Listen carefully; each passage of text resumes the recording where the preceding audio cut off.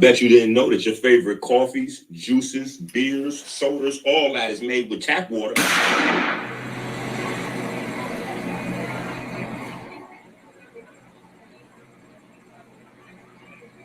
Hi, are you listening? Yes, ma'am. Hi, nice to meet you in person. You know, I came all the way from Columbus, Ohio. To Philly? To Philly. I'm from Philly, but I live in Ohio, and I bought quite a few of your DVDs. You just was out there doing some lectures. You ain't know about it? I did not know anything about. Hold on, D-Lo. I did not know anything. So wait a minute. I had to come all the way to D-Lo. the Turnpike to know that you were in my hometown down the street from me. This is a problem for Brother D-Lo Morgan. And what do you know? I find you in Black and November. Yes. Where I Yeah, Black and November. Sundays, 1 p.m. The minister will be in the building. Every time I come. Books, herbs, DVDs, everything will be in the building. So. Now, the look that I really like the best is the one about the cellular guy. Now, the look that I really like the best is the one about the cellular guy. I bet you didn't know that your favorite coffees, juices, beers, sodas, all that is made with tap water.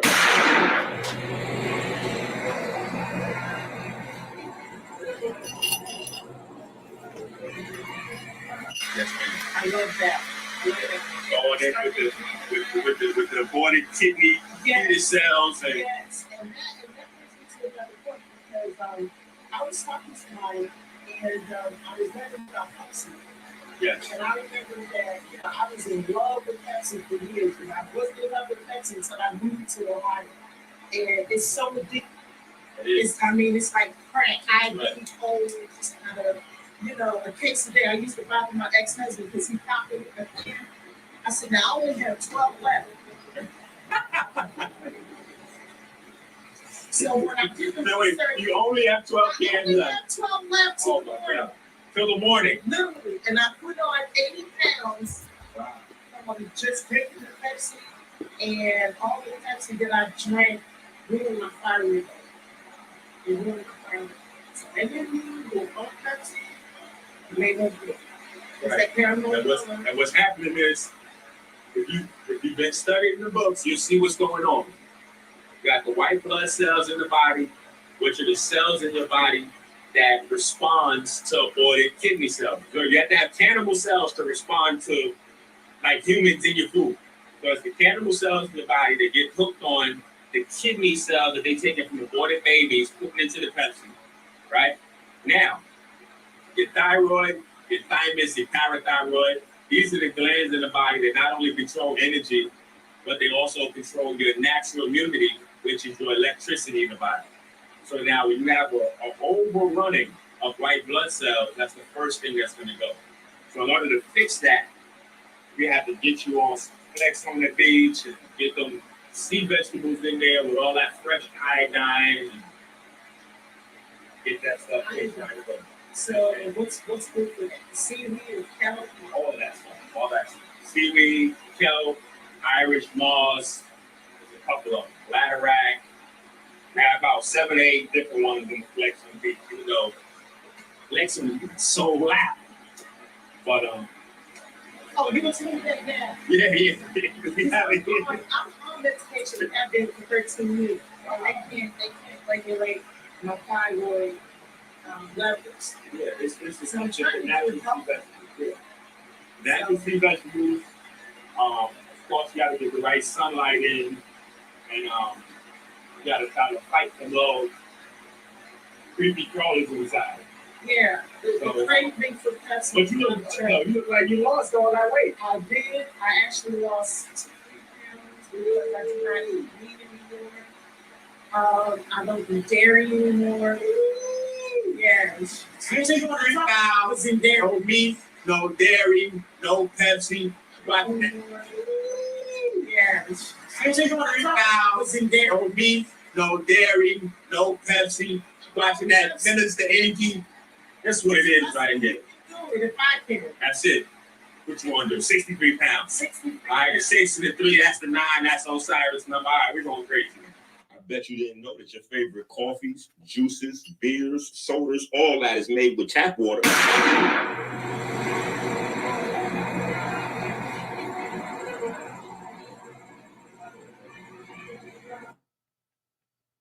Peace to the family. This is Abdul Ali, candidate for U.S. House District 12 here in Charlotte, North Carolina. Let's just be real, folks. The Democrats have destroyed our major cities. Their policies have made us less safe. They've given us less economic opportunity, and they've provided less educational opportunities for our children. And that's why I'm running for Congress, because I know what it takes to improve these issues. I've got great working relationships already in D.C. I've spent the last 10 years of my life building my political resume so that one of us, somebody who thinks like we do, could get into D.C. and make a difference. I want you to visit aliforcongress.com to find out more about my campaign. The Democrats have already done enough, and now they're putting illegal aliens in front of people like you and me, folks whose ancestors built this country and made it what it is today. So again, I'm asking you to support me in my run for U.S. House District 12 here in North Carolina. You don't have to live in North Carolina to support, because what happens in Congress affects the entire country. So again, it's aliforcongress.com. I hope to have your support. Peace and love, y'all. You look great, by the way, too. You're in shape. I appreciate Yeah, you was getting fat for a minute. I know it's just falling off me, man. I don't know what it is. It's just falling off me. I ain't doing nothing special. I think it's them herbs he be giving. My man's right here. Herbs? What's the I herbs? don't think you pronounced the H, by the way. Herbs? No, you do. No, that's the right way. No, they herbs. What's that stuff you be giving me? Come on over here to the mic, polo sweater man. Tell him. Ralph Lauren. It's them herbs he got, man. You need some of them herbs, man. What is herbs? What Are you his nutritionist? Yeah. I'm the nutritionist for the team. Okay. We're doing the 40-day, well, my daughter's doing it, because I don't eat it anyway. No bread, no pasta, no bread, no pasta. What else? EnQi, I gotta say this to you. You are the face now of the health and nutrition. You are the most qualified brother to speak on health and nutrition. It is you, and you better make the best of it, brother. My name is Minister EnQi. I am the naturopathic doctor and the spokesman for the Melanin Verse Diabetes Ministry.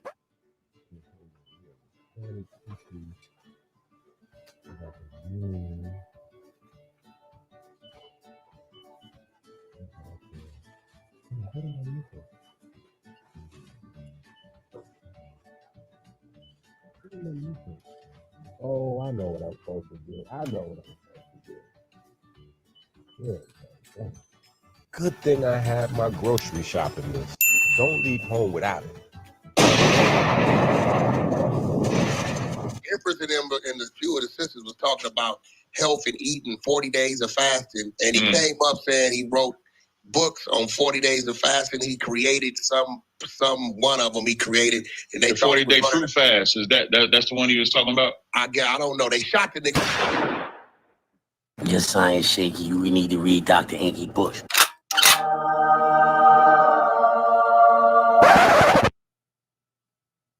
My name is Minister EnQi. I am the naturopathic doctor and the spokesman for the Melanin Verse Diabetes Ministry. Every time you go to the supermarket without the electrician grocery shopping list, it's like putting a loaded gun to your head. Stop playing Russian roulette with your life. Help us make America great again. Learn how to save time. Learn how to save money with the electrician grocery shopping list on Amazon now. Go to Amazon now.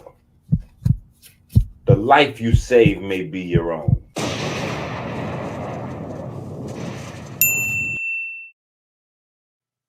All right. Hold up. Let me get myself together. Don't be judging me. Is the sound together? How's my sound? Is my mic sounds nice?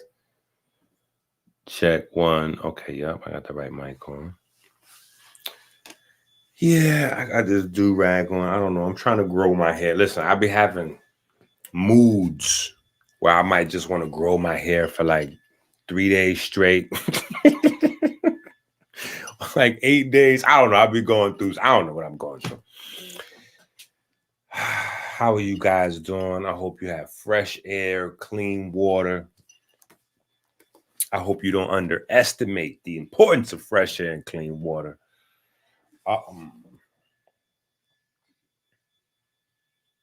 Yep. Peace to the family.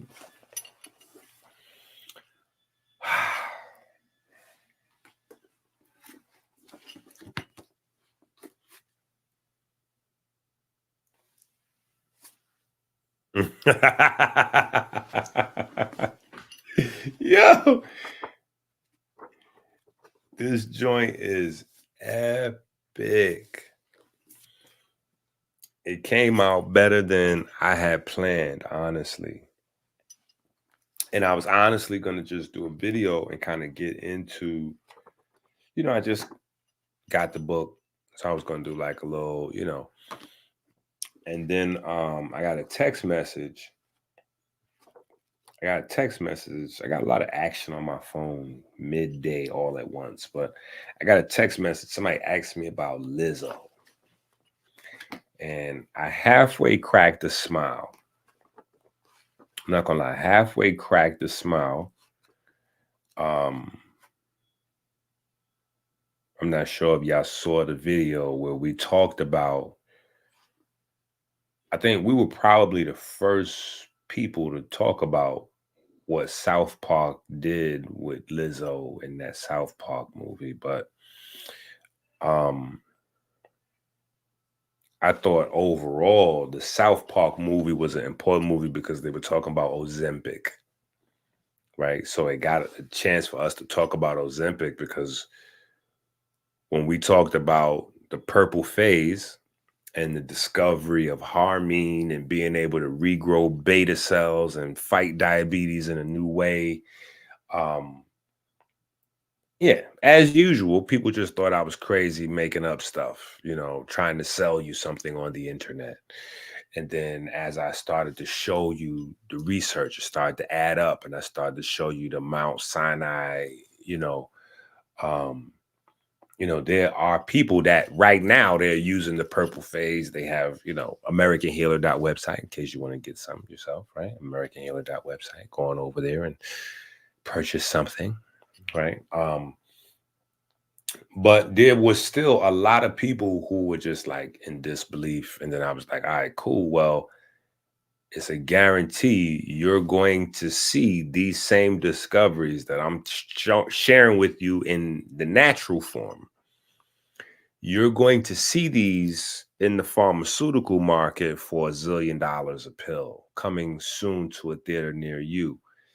And I want to say maybe the next winter after that, that's when you started to see like GLP-1 inhibitor for weight loss, or just like all of the Ozempic, the harmine, all of the harmine and GLP-1 inhibitor stuff started to pop up, or GLP-1 agonists, like all that stuff started to pop up.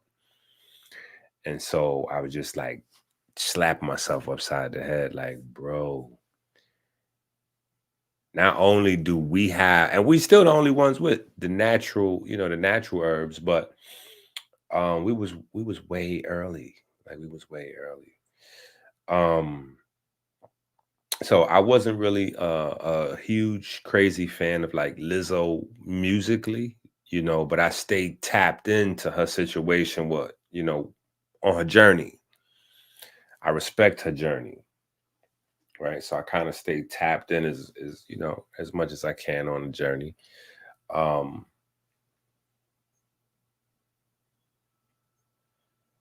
right. Shout out to anybody who might have wrote something in the chat because I can't see it.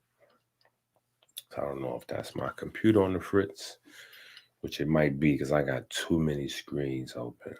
Or it might just be you are some disrespectful folks that ain't even stop it to say how you doing. You just standing around, not hitting the like button, not hitting the subscribe button. You ain't put nothing on the Cash App. You ain't say how you doing in the chat room. Jesus Christ. What kind of manners? I mean, the nerve of you, right? All right. No. But yeah, I've been staying, tuned in to Lizzo's journey and what she's got going on. So today when I got the text message, I was like, okay, this is kind of perfect timing that I just got my book last night from Amazon. and I wanted to talk about some part. I want to talk about it. Obviously, I'm excited to unwrap it. Unlike many other books, this book has a personal, sentimental value. Because it's the 40-Day Fruit Fast book. But no, it immediately, like when I read that text, what I had in mind kind of fell to the wayside, and immediately I was like, okay, this must be God telling me to tell people, like to explain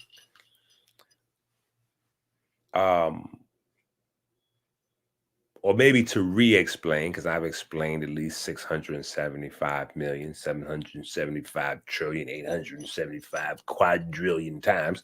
But no. But I can never explain it enough, because every time somebody hears fast or somebody hears diet, Sebi, his figure is so big that people automatically are programmed to just automatically think foodless. Right? So Africa had a food list. Sebi had a food list. There was a zillion different food lists floating around. And this is in the Black holistic space. That's not to mention what was floating around in the naturopathic space. That's not to mention what was floating around in the trend space. Because around this time, when I'm putting together the fast, this is when I want to say the vinegar thing had just started getting hot, like really just started getting hot. And then the other thing had started getting hot. What was this thing that people was going to emergency room? The Beyonce, what Beyonce said, just fill up a gallon, get a gallon of water, put cayenne pepper in it and maple syrup, and just drink that until you look how you want to look. 3 days, a week, 2 weeks, a month. And a lot of people was doing that. And then that really reinvigorated the diet pill craze, because diet pills had died out for a minute. I think it was some heart stuff going on back in the 80s, early 90s, and it kind of died out. But then it got back popping again after, people had started getting really, I guess social media had brung people's vanity back out. And so the pills popped back out. And so,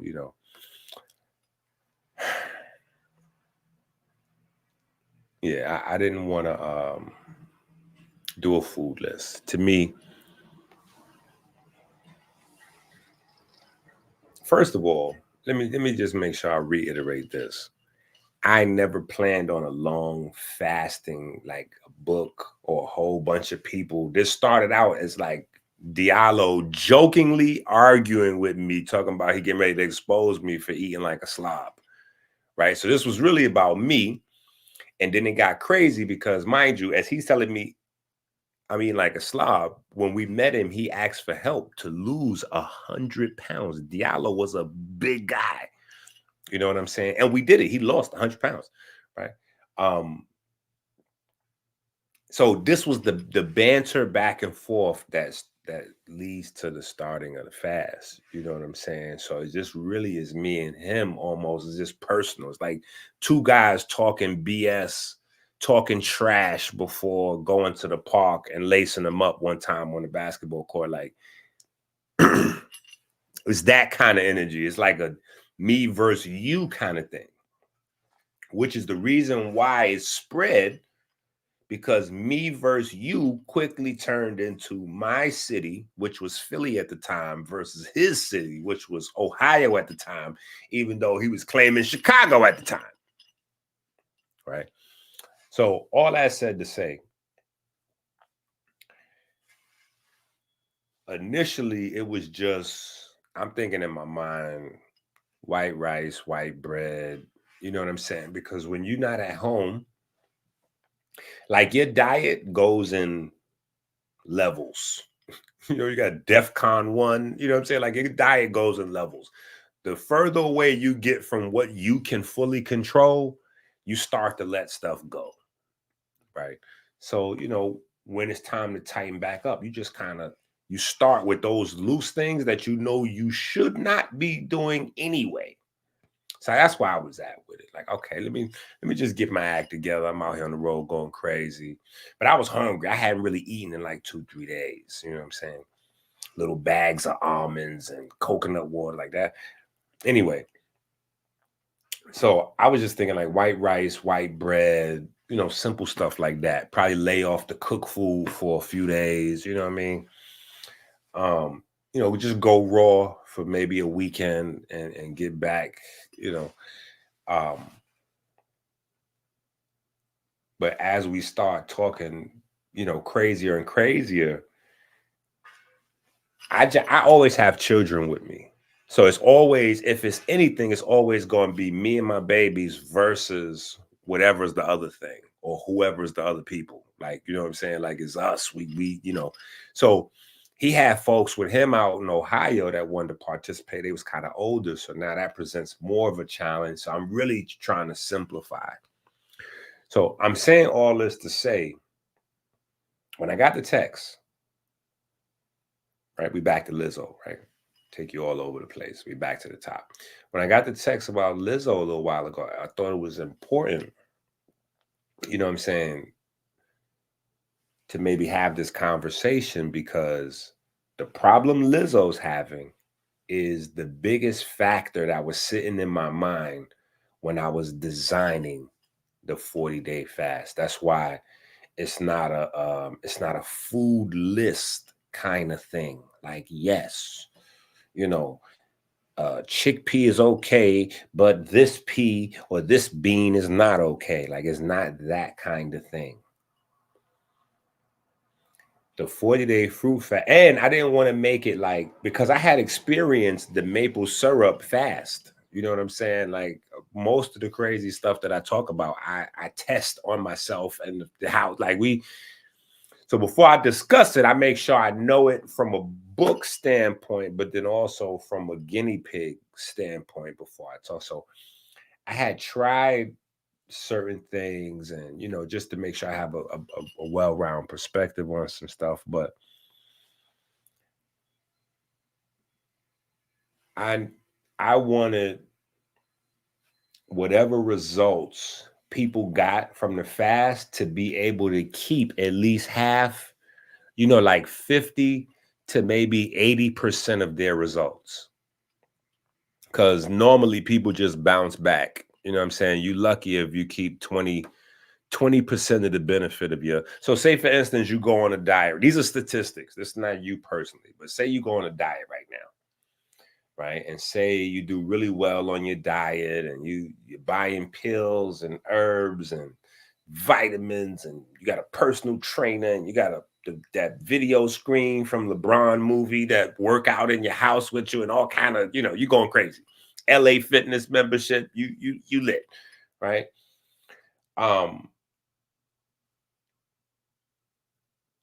When you stop that rigid discipline routine, that flow, you do it for 20 days or 20 years. When you stop, usually life hits you like a sledgehammer.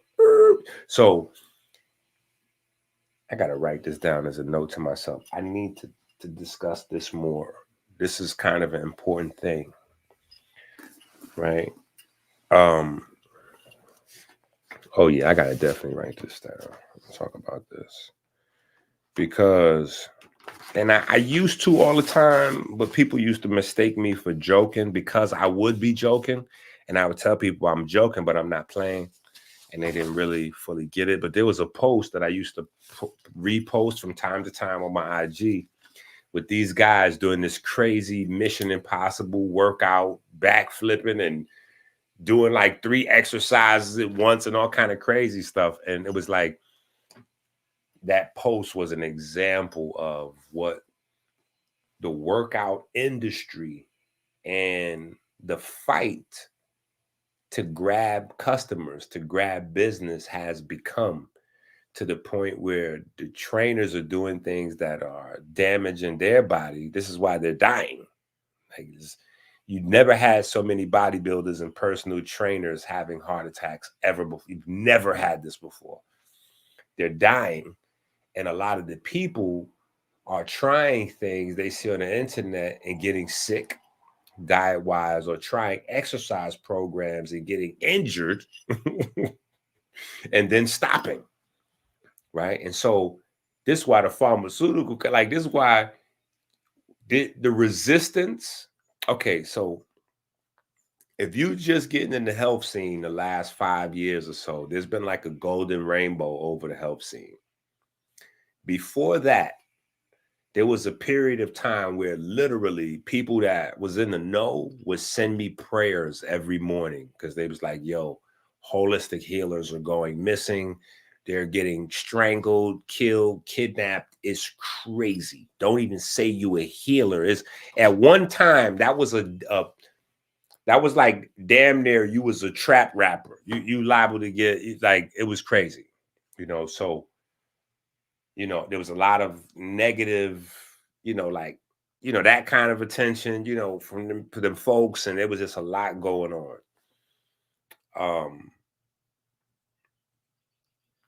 Yeah, I want to say sometime around 2015, like 2015, almost, I'm gonna be honest, it was almost like with the death of Dr. Africa and Dr. Sebi, a lot of those things, a lot of those obstacles, you know, and Baba Kalindi, like they went to be spiritual warriors maybe on the other side, but that might be a whole nother conversation, you know what I'm saying? But there is a correlation to the time period that all those elders start passing, and then certain things that were blocking us from moving forward kind of vanished, right? So maybe it's temporary, maybe it's not, but we have our little space right now where we can, but if you don't know, you know, sometimes it's important to just get this history part of it, because if you don't know, you can't really have education if you don't know yesterday. You know what I'm saying? And that part is important. You know what I'm saying? You got to know your yesterday. But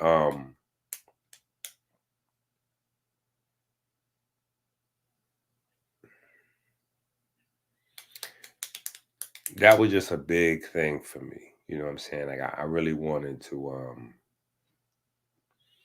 long story short, and I'm gonna keep going down, you know, segue lane, right? Segwayaholics. But nah, that was just a big thing for me. I wanted to make sure that at the end of the fast, if you lost 10 pounds on the fast for your 40 days, you did your little work, put your grind in with the family, you lost you 10 pounds. When I see you in 3 months, if you never fasted another day, I want you to at least still have, you know, like if you started off, say you was 160, you lost 10 pounds, now you 150. I see you 3 pounds later. I don't want to see you back at 160, 165. I want to see you at least maybe 155. So maybe you put half of the 10 pounds back on, or maybe if we lose a lot, you know, usually the more weight people lose, the faster they lose it, you put on a lot, you know what I'm saying? Because a lot of the weight initially is water anyway. So you're going to rehydrate a lot of that weight back on, especially if you're one of the people that think a lot of activity, you know, like just random stuff is going to help you. You know, because you got to train hormones, you know, you got to train hormones and feed hormones. So those things take time, and you don't lose weight long term without new hormone patterns, right? But so anyway, that was a big important thing for me. I wanted to make sure that if you lost 20 pounds during the fast, that at least 15, you know, maybe even 10, at least 10, 15 of them pounds was permanent loss. Like you didn't just lose some frivolous fluff that because you didn't restructure your body and your metabolism, it just came right back onto you. You know what I'm saying? So that's a major source of dietary depression, right? So I wanted to combat that, you know, as a fat boy, as a person that lost 60 pounds before. You know what I'm saying? I understand the pain. I understand the frustration. Telling yourself you're not gonna eat, like you literally go into the store, and like it's like two intelligences in your body. One intelligence is saying you're not gonna do it again. The other intelligence already has your jacket on. You already on your way to the spot. Halfway to the spot, you done convinced yourself, okay, well, you know what? I deserve this time, but this is gonna be the last time. Like, listen, I understand it. Trust me. So I get it, you know. So that was important to me, you know. Trying to design a system where people could really, it was more like a transition, like a tool to use to make weight loss or body recomposition easier, not necessarily like a traditional fast. When I explained this to Dr. Africa, he just got angrier with me, because as far as Dr. Africa was concerned, the only fast, there's only one fast, and that can never change for the rest of time. And that is when you eat nothing and drink nothing, period. A dry fast, right? That's a fast. No food, no drink. He was like, yo, if they could eat anything they want to eat, that is literally the opposite of fast. I was like, yeah, but not exactly, because this is more like a spa kind of fast. This is more like fasting from the toxins of urban pop, you know, fast paced, you know, change up the music, you know, eat healthier, you know, like focus on the quality. Like this is the take a break and do you, like really do you. Like not do you meaning go work hard at your job or go get high grades in school. No. Do you meaning try your best to ignore everything in life as much as you can and just re-energize and regenerate and focus on healing. You know what I'm saying? Like we can't share up the place. There's a limit. We all got energy. You can share while you have abundance, but once yours run down, you got to go recharge that battery. So it was really more about, like I said, fruit of the earth, just getting away from all of the fake food, processed food, getting back to the high fiber. Now, the cheat code that exists in the program is one of the major cheat codes anyway, is the fiber.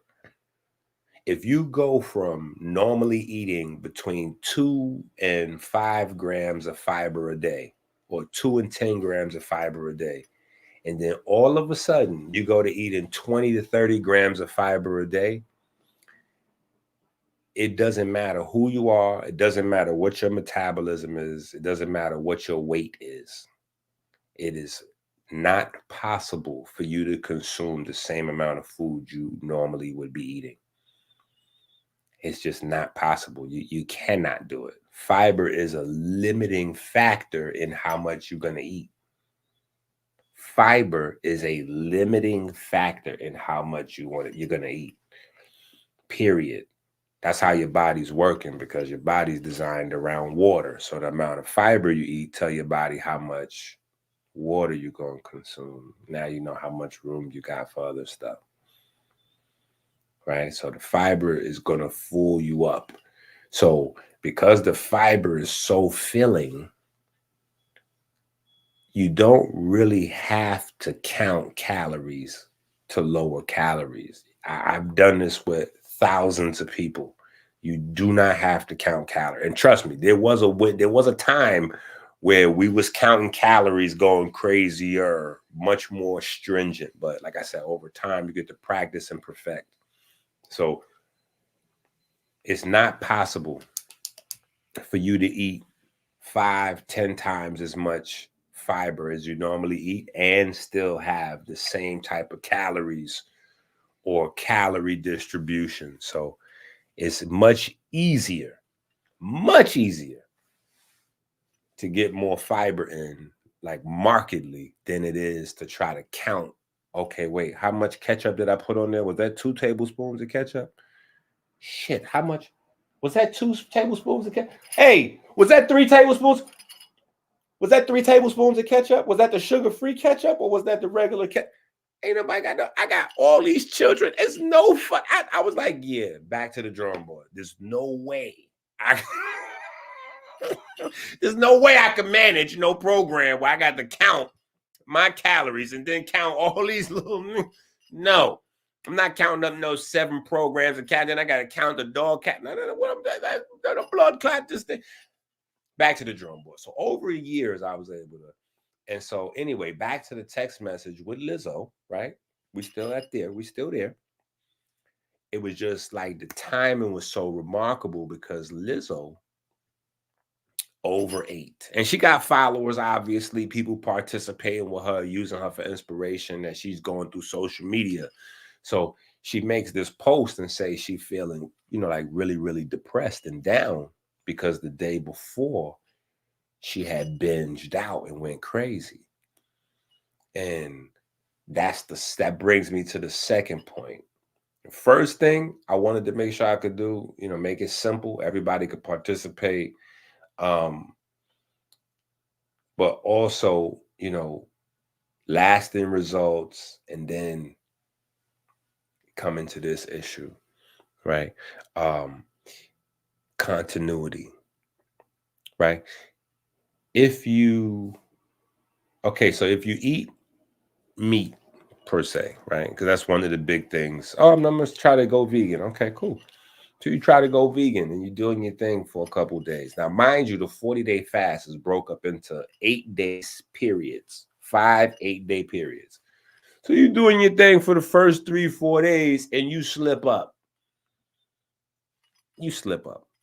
And sometimes you can slip up. Sometimes it's the Jones where you need to have a piece of sausage or egg or, I don't know, a blueberry muffin or whatever that thing is that you used to have it in the morning. You know what I'm saying? Like sometimes it's the Jones, the addiction, like you need to have it. But sometimes you get mechanical, robotic, and you just start going throughout your day, going through the motions. You did some shit that you normally do, not even thinking that you made a note to yourself. Like your day so there's a wide variety of things, right? And stress is very cunning, very clever, very intelligent, very crafty. So stress has a way of causing us to find some chocolate, some weed, some sugar, some alcohol, 2-3 extra cups of espresso, a beer, a cig, all of these things that typically we know we want to cut out. Stress has a way of sending us right to those things. So that becomes a big obstacle to people turning their life around because now you got to deal with the real shit, respectfully, right? We got to deal with the fact that you're going to fall down. And the biggest thing is just like teaching my babies how to ride their bikes. You know what I'm saying? Like being a single father is,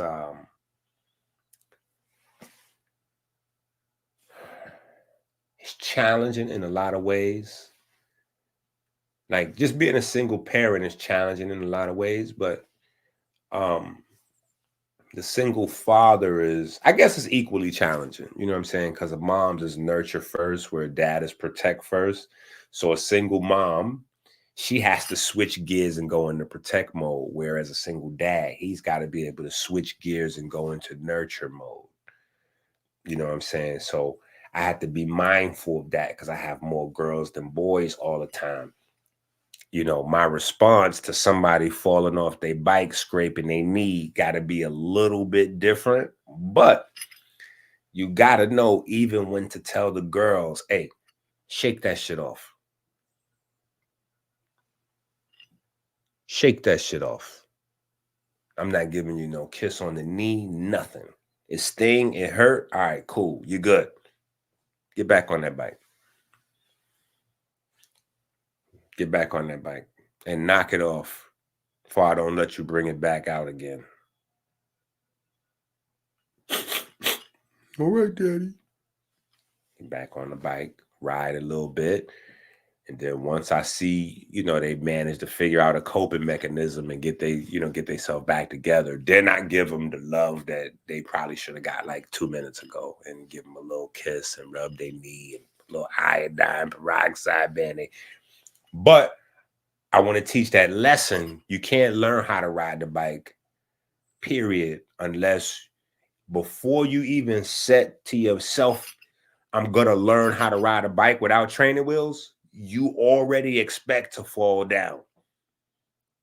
Your parent or whoever's helping you to learn how to ride that bike is a bad teacher if they don't prepare you in advance. Like, hey, I don't know nobody that didn't fall down learning how to ride a bike. So if you're not going to be ready to fall down again, if you get ready to cry and whine and quit, you're not going to learn how to ride a bike. So you just, get the thumb working, figure out plan B's and C's, because you will not be a rider, champ. You're going to be a walker or side onlooker. You'll be living vicariously through others, right? So that's how we got to do this thing. The tough love got to come at that point. Tough love is not being arrogant. It's not being overly critical.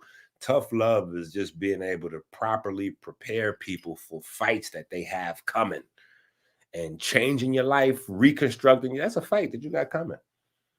And sometimes the biggest detriment, from my experience over the years, I've been doing this over 20 years with other people. I've been doing all my life struggling with my weight, but I've been doing this over 20 years with other people. The fight itself is the biggest problem. Meaning, and I'm telling you from experience first, then watching in others, learning in other, and then so seeing it in multiple different. So, and I'm gonna just give you a little story, so hopefully the example can pop, right? So when I first started switching over, now mind you, people switch over for a healthier diet for a wide variety of reasons. You know what I'm saying? Not everybody just feels like, oh, well, I'm learning more, so I want to eat healthier. But that's kind of where I was at. You know what I'm saying? That's loosely where I was at. You know what I'm saying? But anyway, so I started working, switching over. And because I had already been living a certain type of way for so long, a lot of stuff was easy. You know what I'm saying? It was cool. Okay, bread, milk, certain things, you know what I'm saying? Like, okay, cool, bon voyage, milk, almond milk is not that healthy for you. Let me just say that, but it is very delicious. So because the sweet vanilla almond milk is so delicious, it's very easy to switch off of that milk.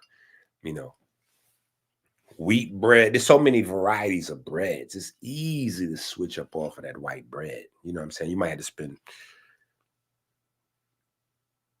another 65. I don't know. Anyway, it depends on your shopping skills. Anywhere from another 35 to 65 cents a loaf of bread to get a better, to get some decent fiber and some wheat bread. You know what I'm saying?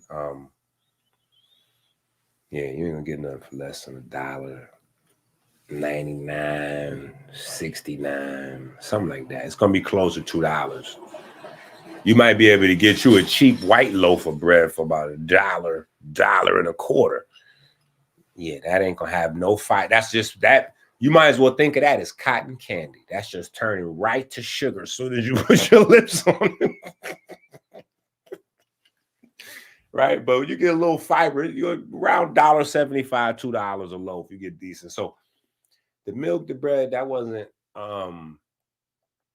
at the time. I was living on 173rd Street in the Bronx, and I was working in Bay Plaza, up Co-op City, at the Verizon store. And I don't know, it was pretty smooth for me. Everything right up into the jerk salmon, right? Because I had left fish for last. I had left fish for last, and like dirty dairy. Yeah, dirty dairy is a thing. You know what I'm saying? Dirty dairy is a thing I never share with nobody. This is my own thing.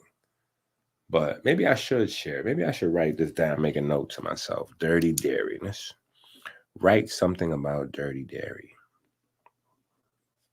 Write about dirty dairy. I need to write about dirty dairy. But dirty dairy was the dairy that I didn't quit when I quit dairy. Because you probably did the same. You thought you quit dairy products, but you didn't really quit dairy products, right? You forgot that the ranch, you forgot that the ranch and the muffins and it's dairy products all over the place that's hidden. So you quit dairy, meaning the obvious, like the butter, the cheese, the milk. It's dairy all over the place. And usually dairy is located where pure deliciousness is located at. So it makes it a lot more difficult to find dairy hiding in your diet because it's in places where you don't want to look. You know what I'm saying? You already know something hidden over there already. You know what I'm saying? Like you don't want to open that door. So, you know, I had gotten rid of, like I said, bread, dairy, you know, white rice, I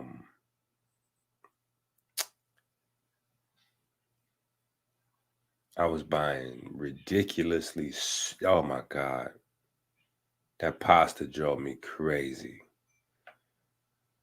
Oh my God, it was like a good 2-3 months from the time that I first seen the Dr. Sebi food list with spelled pasta on it to figuring out how to get me a decent, you know, some of this stuff be crazy. But anyway, I was eating macaroni and cheese with jerk salmon. And I wasn't eating nothing else. And as far as I was concerned, there was no dairy in my macaroni and cheese. And I was hidden, you know, that's that dirty dairy. I don't eat no dairy. Let me get all the mac and cheese. Nigga, right? That's like that. Hey, I don't drink no tap water. Let me get a Pepsi.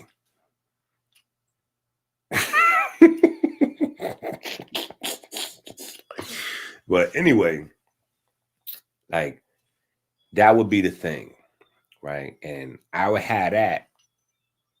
And then I would be mad guilty and depressed. Like I just blew out my whole program. I done been on top of my game for weeks or for days or for a few months or whatever. Then I done had this plate. Now I'm all like, and then the guilt and the stress, the depression, the anger, all that just leads you onto a spree of unhindered binging. You just going crazy. Now, whatever it is you slipped up and did, you smoked, you drank, you had a donut, you had some ice cream. Now you're doing that every day now because you're like, oh, well, I done already messed up, so I might as well. You done had you some ice cream on Wednesday.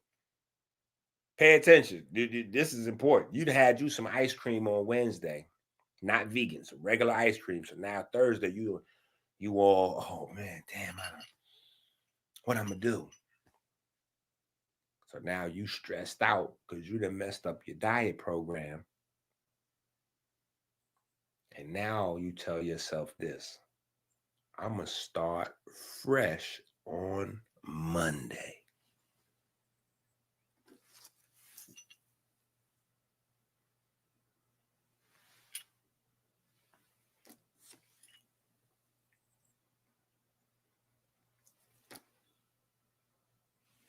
Friday's 4 days? Hell, so you done turned one dessert into 4 days of I might as well have ice cream because, and then ice cream, you know, you start, it's like a beer, you know, starts to whisper, hey, get a cigarette.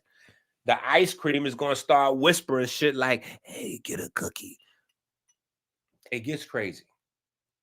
It really gets crazy. So I wanted to cut all of that type of stuff out of the fast. I wanted you to be able to keep your results, you know, simplify things, you know, no crazy counting and food lists and all that, but then also deal with the depression. Like, I need you to get back on your feet. Soon as you fall down, like, don't even think about it.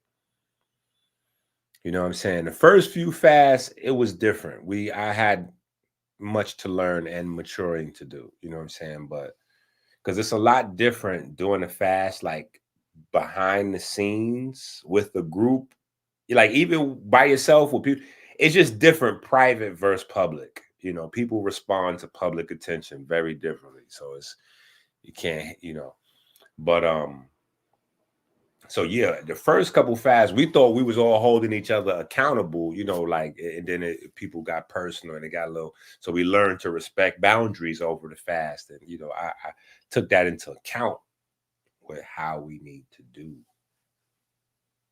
You know what I'm saying? So that was important because a person, now to add some numbers in, let's go back to the example. Wednesday, you went out to dinner. You had you knew you wasn't supposed to, but everybody was having milkshakes. You had you a milkshake. Okay, cool. So you had 800 extra calories or 1,000 extra calories. So because you had 1,000 extra calories, you so depressed that you're going to wake up tomorrow, binge watch a whole Netflix season and eat a whole pint of ice cream with a half a bag of cookies to try to comfort. So you getting ready to have, and then you get ready to do that for 4 days straight. So you getting ready to have 10,000 calories to calm yourself down from the stress of having, an extra 500 calories. Like, nah, you're going to turn that one little mistake, that 300, 500, 1,000 calorie mistake into, a 2-week 10,000 calorie mistake. You know what I'm saying? Or sometimes with other things, it can be more difficult. I know it's much more difficult to quit cigarettes.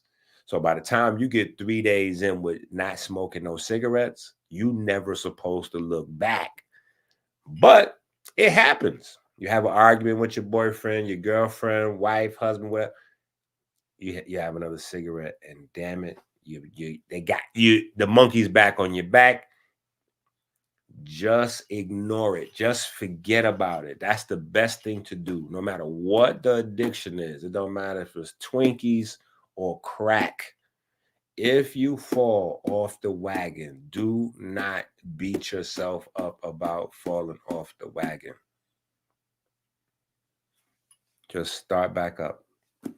Just ignore it. Don't even have the conversation with yourself about that being the last one.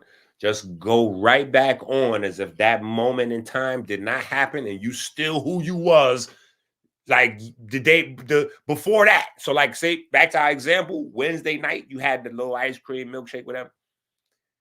Thursday, you just blink back into Wednesday morning mode. You just don't even think about Thursday. You just go back to where you was at. Or if you really blown out about it, you can start that Thursday when you wake up. You can just start your fast over as day one of that day and just get right back to it. But the thing is, when you talk to a lot of dietitians and trainers and gurus and all these people, a lot of them have different perspectives because although they all have different experience and education level, most of them don't have a lot of experience, like time-wise, right? People can trick you with experience, right? Because a person, so I've got over 20 years of experience, right? But if I was to reduce that to a number, somebody with maybe 3 years worth of experience working at maybe a full-time outpatient clinic or something like that would have seen probably more people than I seen in 20 years. They might see more people in 3 years or 5 years than I'll see in 20 years. So the number of people that they seen might make it seem like they got more experience, but you still don't have no time. You've seen a lot of people, but you ain't spent no time with those people. You don't know how those people going to be in 2 years from now. That's what's important. Yeah, I could get you fixed up. You're in the hospital. Anybody can fix you up and get you out the hospital back to the house. But are you going to be good 12 months from now? Because I have countless people that the doctors have said, hospice, we can't do nothing with you. And most of them still walking around. Most of them niggas still walking around somewhere.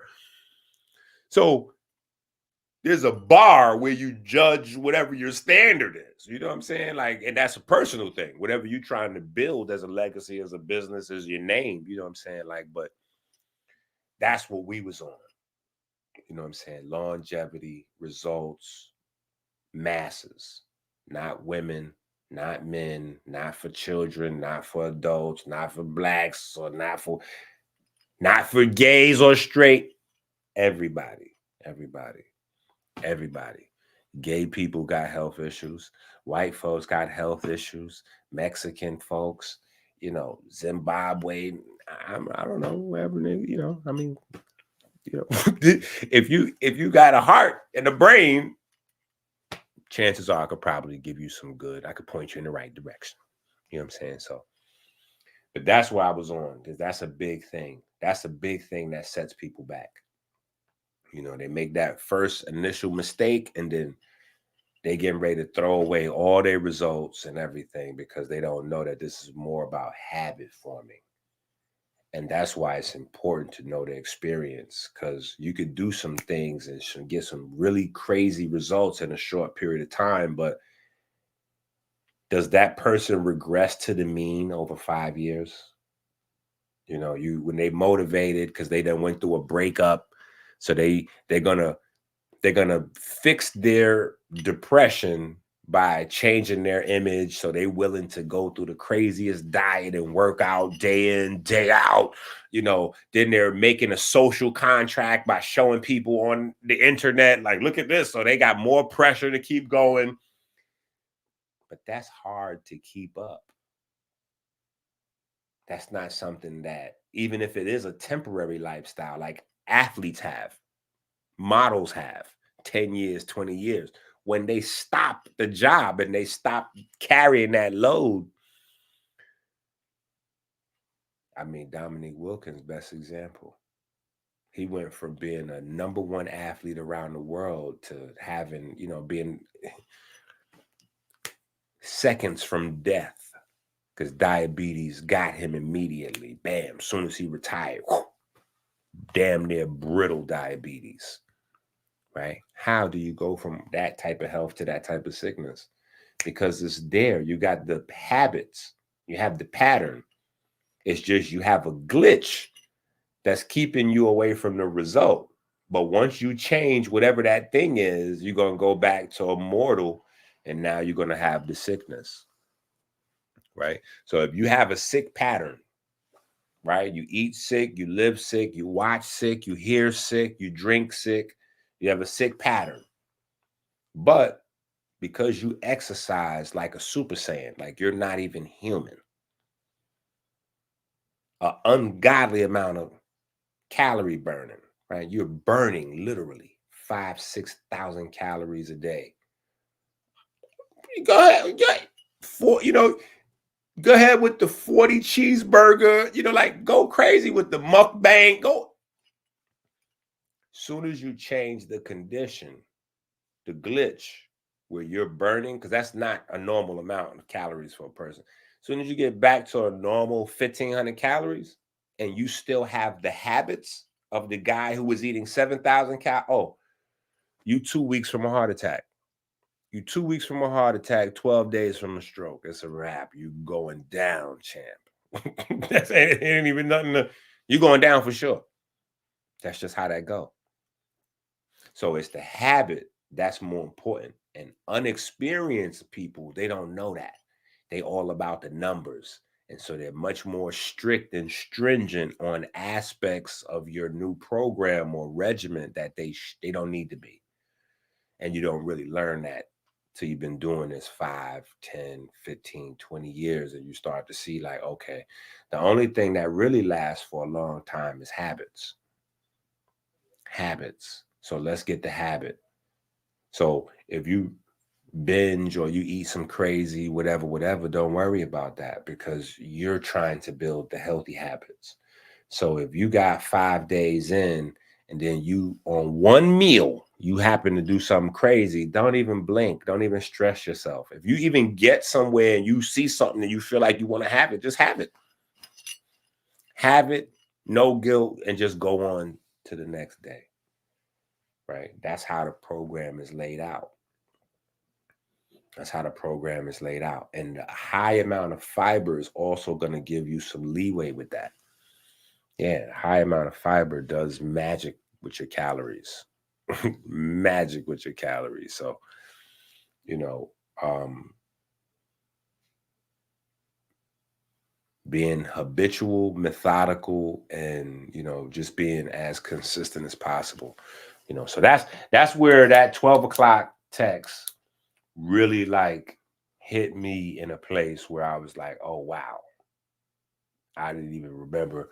Like that went in my mind, and what I had in my mind already to come online and talk about came out. I was like, yeah, this is what's important. We need to talk about, because this is the thing that, you know, you done got some books, some supplements, you done got you a few workout outfits, you didn't even got you some Bluetooth. You all set. You got you a watch, like you ready to go crazy. And you had that one setback, and it's like you ready to throw away your whole program. Or you have a workout partner, and your workout partner flake out on you a few times. Now you ready to throw away your whole program. You know what I'm saying? Or we going live every day, 5 days in a row. Dr. EnQi don't go live for a few days. And then you like, man, hell with this. I'm going back to get, you know, Papa John's doing this 2 for 12 thing right now. Like, I don't got no time for this, EnQi. Okay, EnQi, you want to play games? Let you know right now, Little Caesar's back to $5.25. So you just got to create the habit. So the fast is really simple. It's no food list, none of that stuff is designed to give you to make forming the new habits as easy as possible. And not only forming the new habits, but forming a new microbiome. Every time you change your diet within 3-4 weeks, you have a new microbiome that reflects that diet. So if you go from eating a primarily starchy diet, you're going to have microbiomes geared around metabolizing starch. If you go to a meaty diet, you'll have microbiome, like that's how it goes. Bacteria is highly selective, right? And what you select determines, when you select a food, you're also selecting a population of bacteria for your body. Know that. So that's also something to think about, because the bacteria that break down flesh, well,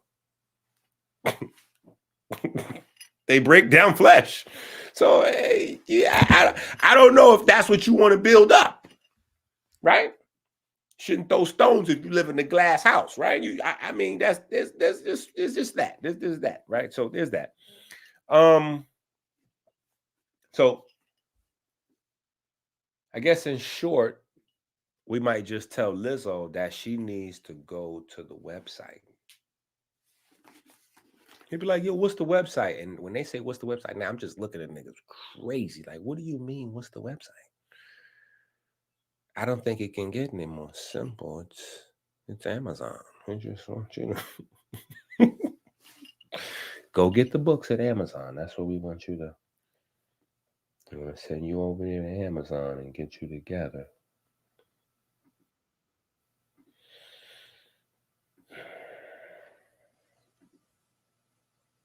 My name is Minister EnQi. I am the naturopathic doctor and the spokesman for the Melanin-Verse Diabetes Ministry.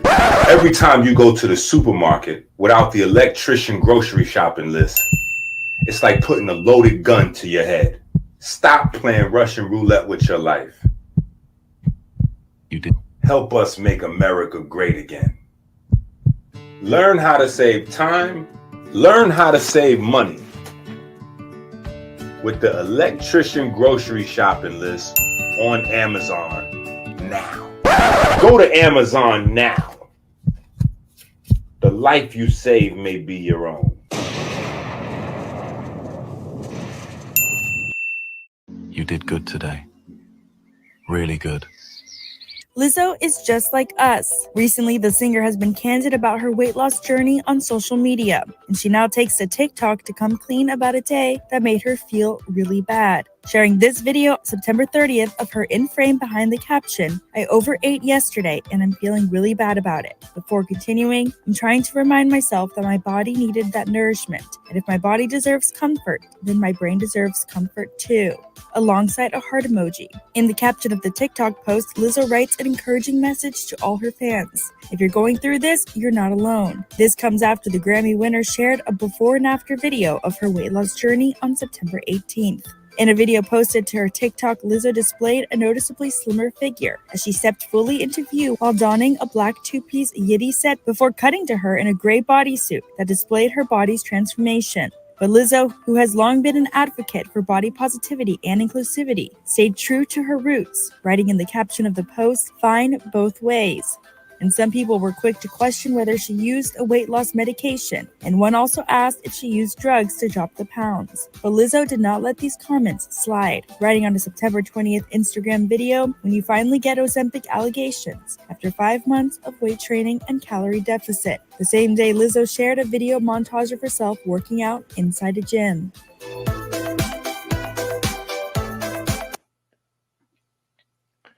All right, now I'm gonna be honest.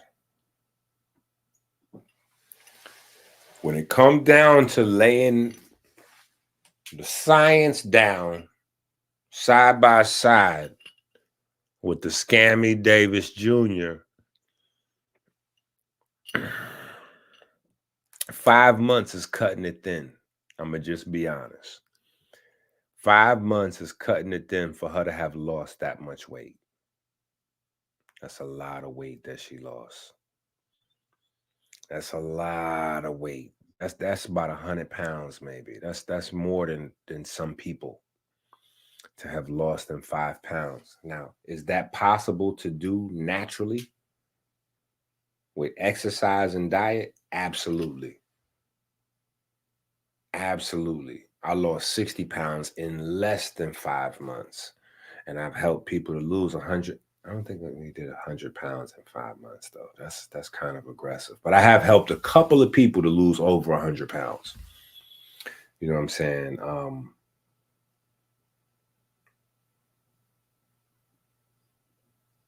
And some of them are still kind of like bigger people, but they never went back to their original size before we started because they got the habits. So yeah, it would be tough for me to judge, to be honest, because I would, if you asking me, like if you would have asked me, like if that was a girl from your job, if that was your home girl from your school, you know what I'm saying, something like that, I would say that for sure. For sure, I would bet my money on drugs, period. But the fact that Lizzo's image is right now a bigger part of her career than her music and entertainment, I would say that it is possible because she has 24 hours a day, 7 days a week to work on that. Right? If she was trying to manage children, manage a business, manage job, maybe school, this, that, and the other, all at once, juggling, I would say it's impossible to lose that much weight in 5 pounds and lose that much weight in 5 months safely. Right? So science versus scam, I'm going to go ahead, and since I've been really going hard on Kamala, I just feel like I should give benefit of the doubt to Lizzo. So I'm going to go with, because she doesn't have a 9-to-5 and a bunch of small babies running around, I'm going to say it is possible if You totally change your life around to make that type of transformation without any surgery or drugs. It just is a matter of level of dedication. I've seen some crazy stuff. I've seen people legally blind get their driver's license back following this program. So I've seen some things. You know what I'm saying? I've seen people given weeks to live, you know, get another 10. You know what I'm saying? Like I've seen some things. So my perspective is a lot. My palette is much wider, you know what I'm saying, for life. Yeah, so that's that. The text I got at 12 o'clock was more about whether Lizzo was on the drugs and could Purple Phase compete with the drugs and transform people's bodies like that, blah, blah, blah. I was like, compete? We could outperform. It's not even, really, you don't even need drugs or something. It's just about your consistency and what type of time you're going to dedicate.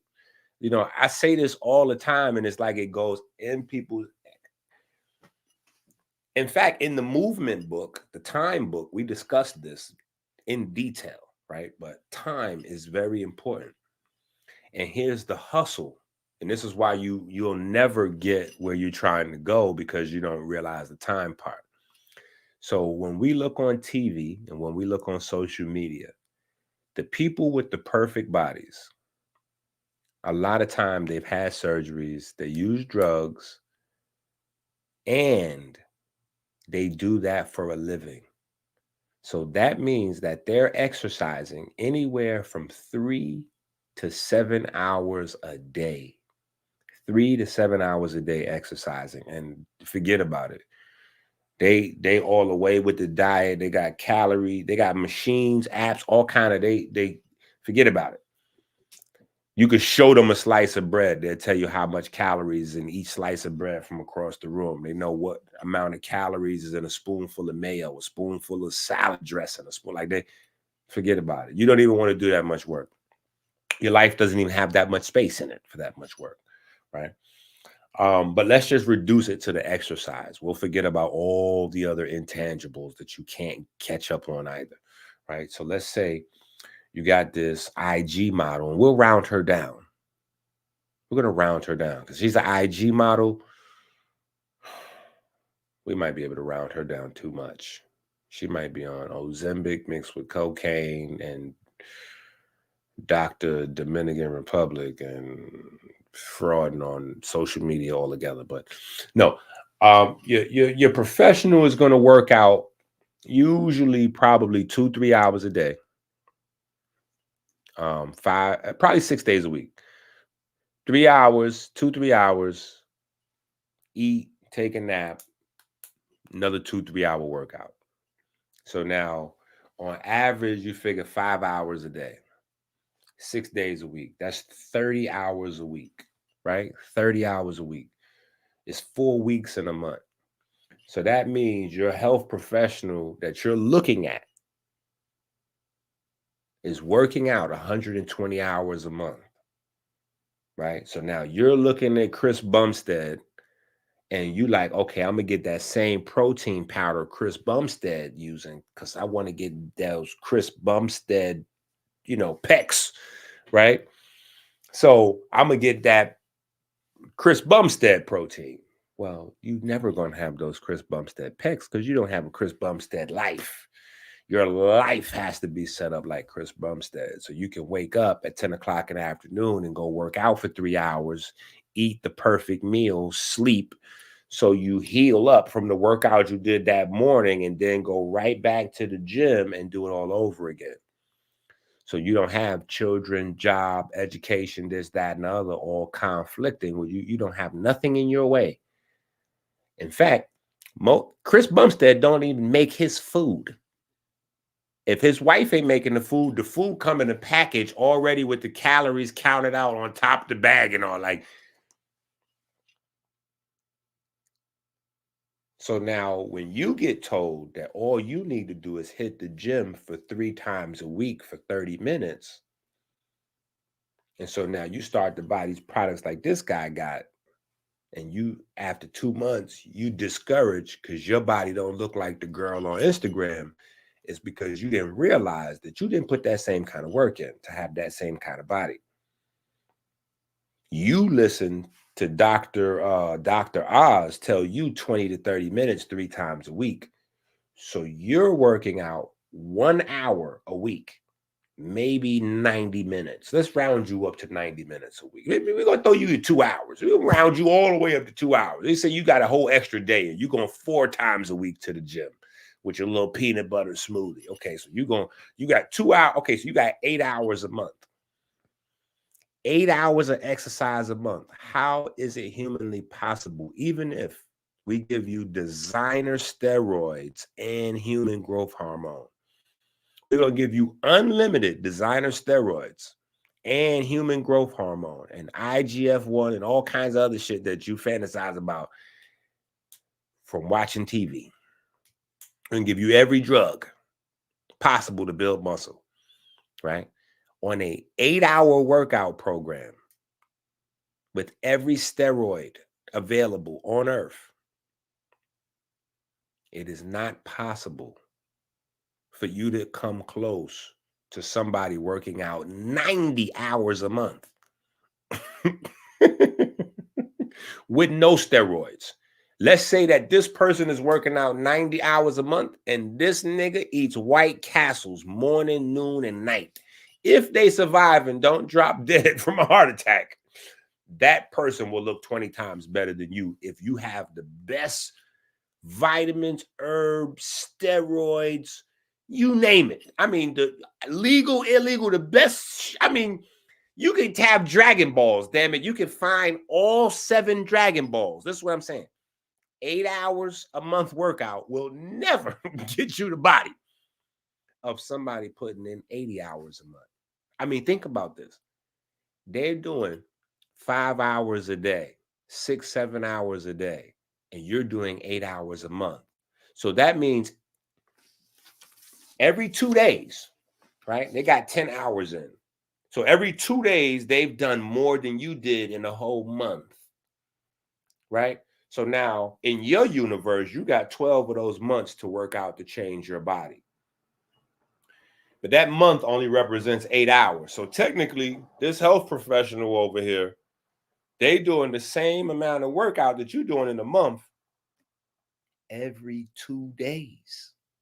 So your 12-day body, your 12-month body, think about this. This is how it really works in real time. And this is the shit they'll never tell you because you won't throw your money away. 24 days. That's less than a month.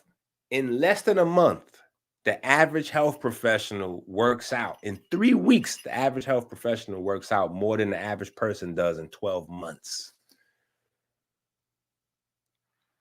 You'll never look like that person that you're looking at on Instagram or wherever, with that type of frame of mind. You know what I'm saying? So you need to get comfortable with not having that body that you think that you want to have, or learning what it realistically takes to have that body and deciding that you're going to figure out a way to put that work in. But there's no third option. The other third option is heart attack or some weird shit happened to you because you done tried to squeeze blood out of a rock. So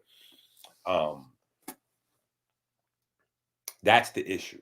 You know what I'm saying? So that's another component. Obviously, 40 days for everybody. But the time thing is very important. You know, the work you put in. That's why I say it goes back to how serious you're going to be to changing your life. That's what it really comes down to, the dedication part. All right. So, Lizzo, good luck to you. If by some chance you manage to see this video, take your butt to Amazon and get what you need. That's what you need in your life, right? That's what you need.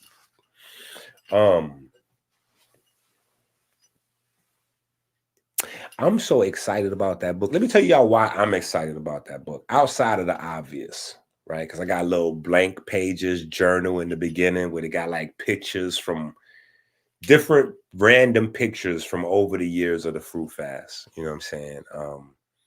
different places I've lectured and flyers and just whatever. But besides that, is because it's the black part of the red, black, and the green.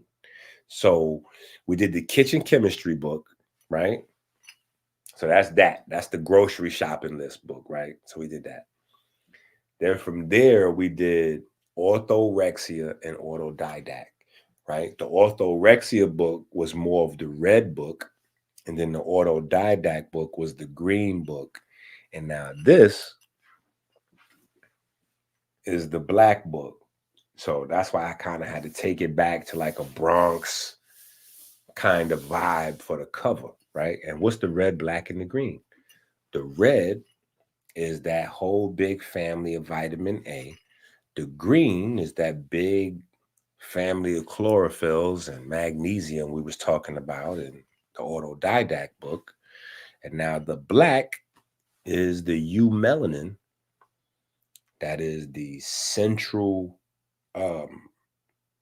feature of this book right here, right? Because the main part of this book is molecular hydrogen and melanin. That's kind of what, I mean, obviously the main part is the 40-day fast is the 40-day fast book, but no, the main part of the book is the science behind some of the benefits and some of the stuff that I didn't even know when we created the fast. You know what I'm saying? So, but yeah, the red, black, and the green now. You know what I'm saying? So I'm about to make a little flyer where I got all 3 books on it. The red, the black, and the green. Yeah. Vitamin A's, your reds, then you got your greens, your chlorophylls. Now you got your melanin. Now you got your interface. How they all work together. That's the magical secret that's in the book. You know what I'm saying? So anyway, there's that. So we off Lizzo. Lizzo, get you some books. Go to Amazon. Cardi B, buck cheeks. Fellas, this is what I want to ask y'all. This Cardi B thing is not even really a Cardi B thing because I don't really care about her butt. But I do care about this question because when I was looking up the Lizzo thing, I saw the Cardi B thing. And when I saw the Cardi B thing, I said, damn.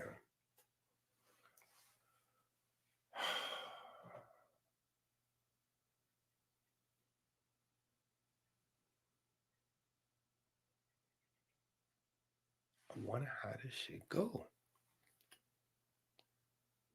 You know what I'm saying? Because I'm learning this marriage contract shit the hard way. You know what I'm saying? So I'm like, damn, I wonder if in court it will hold up that, you know, you might need to revisit that contract. Like, fellas, I just want to ask y'all at home watching. Let's see what y'all feel like. Okay, we got some fellas in there watching. Okay, so fellas, here's my question to y'all. Here's my question. I need y'all to answer this. Is it wrong, right? Because when the article I saw was that Cardi B just took more of her butt implants out. So Cardi B is going through the process of having her butt cheeks, you know, like her injections and all that taken out. So they do it in rounds. They do it in surgeries. You know what I'm saying? Your butt just don't go from 0 to 100. You know, they do it in surgeries and you got to heal and come back and check it. And so I guess shrinking it down, it goes the same kind of way. And so they was talking about her having another round. So this is either the second or third round of you know, butt shots that she's removing. So my question to the fellas is this fair? Is this fair? I just want to know, is this fair? Fellas, ladies, feel free to chime in. If you want to chime in. But I'm trying to ask the fellas right now. I want to know if y'all feel like this is fair. Like, because you meet a woman and you got whatever your standards is, whatever your preferences is. So I'm just saying, if you meet a girl and she got real big boobs because she didn't went and got a boob job, or maybe she naturally like that. Like my mom, I think I was traumatized as a kid because my mom had super big boobs and they were so big. Well, I learned later on. She explained when I got older. You know what I'm saying? Because I was too little to understand. But her breasts were so big they was hurting her back, so she had to have a surgery to have them reduced. But as a single child, I used to go to sleep on my mom's chest every day. So one day she just had big boobs, and then it was traumatic for me, right? So here I am now, a big boy, right? So now I'm asking this question because I'm like, hold on. If I meet you and you got a double D, you know, like I might be a breast man, right? If say for instance, I'm a breast man. How about this? Say for instance, I'm a breast man, right? And you got big fake boobs and big fake breasts, right? I'm a breast man. You removing some of that booty. I might not feel slighted because I didn't really care about the booty. But I met you with them breasts. If you remove those breasts, I just want to know how y'all feel about this. Because did this change the contract? Are we allowed to go from a monogamous relationship to maybe bringing in one sister wife that has big breasts since you have got rid of? Listen, you ladies are going to have to start dealing with some uncomfortable questions that men have had to deal with for a long time, because we know as we get older, or if something happens and we don't have to function, it's going to be some cuckold going on, or some plastic, you know, it's going to be something else. It's going to be a substitute that you got to deal with to let your partner get to where they need to get to. So I'm just trying to figure out, because, you know, they're saying certain things and now they're saying it's cool to take out the booties. The people who are contracted into these big fake booties like Cardi B, how does that work? Because Cardi B, if Offset, I think that's her husband, right? Is it Offset? Is it Quavo? If Migo hubby is a butt man, this could be planting seeds for changing dynamics in the relationship.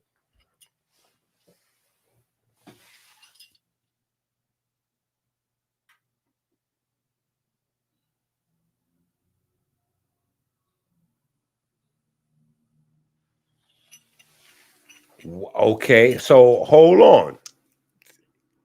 See, now this is only half right. This is half right here. This is half correct right here. If it's like now, because I think who's that lady? I think it was an artist named like K Michelle or something like that. But it was a famous lady that had the big booty. And then a couple of years ago, she removed it and she went on tour. Because I was even, you know, helping a lot of sisters at the time, because fake booties give you they didn't give it a separate name yet, but it's like called a pseudo form of lupus. It's a pseudo form of lupus that you can get by introducing, you know, the fake body parts for breast or butts, or even if you got a real transplant or something like that. That's one of the risk factors, like your immune system rejecting it, and, you know, some stuff like that can happen, or degradation, breaking down, or just a wide variety of stuff. But I'm just thinking from a contractual, you know, like back in the days, the people that got it early, I don't think they knew this. That's why I'm saying this is half right. I don't think the first folks, because remember, the first people was going crazy to get fat booties. They was getting like tire fixture shot in their butt around the corner at the hotel or like wherever, like, you know what I'm saying? And then I think as the world started to learn, people died, you know, people got infected, people got diseases, then people learned. So now I think this works. Now I think we know, Like, yeah, like if you get ready to get your girl to get like this guy who and I'm sure the tragedy's still fresh from him, but the comedian DC Young Fly, his lady passed away. You know what I'm saying? She was having some work done. You know what I'm saying? Kanye mom's passed away after having some work done. You know what I'm saying? So this is just from the pressure of the surgery itself. This ain't from the fluke or like a mistake. This is just, it's hard on your body to try to synthetically make it something it's not. Everybody's body is not strong enough to even take to the process. You know what I'm saying? But so yeah, I agree with that for now. I think anybody doing anything now, you got to know that all that stuff is temporary. And we haven't had enough time, going back to what I was saying with the 3 to 5 years versus the 20 years experience. We haven't had enough time with these synthetic body parts to see women go 50 years with their fake booty. Like, that's the only way to know if the fake booties are safe. A woman would have to have one her whole life in order to be like, oh, okay, it lasted. It lasted 50, 60, 70 years. You know what I'm saying? Like, other than that, you can't put something in somebody and say, oh, it's cool, they safe for 2 weeks, and assume because they're cool for 2 weeks that they'll be cool for a century. You know what I'm saying? Or half a century. Like, that's not how that goes. So that's the space that we're in. A lot of the things that we enjoy as luxuries in our lives are things that have not been tested. So we don't know the long-term results of these things.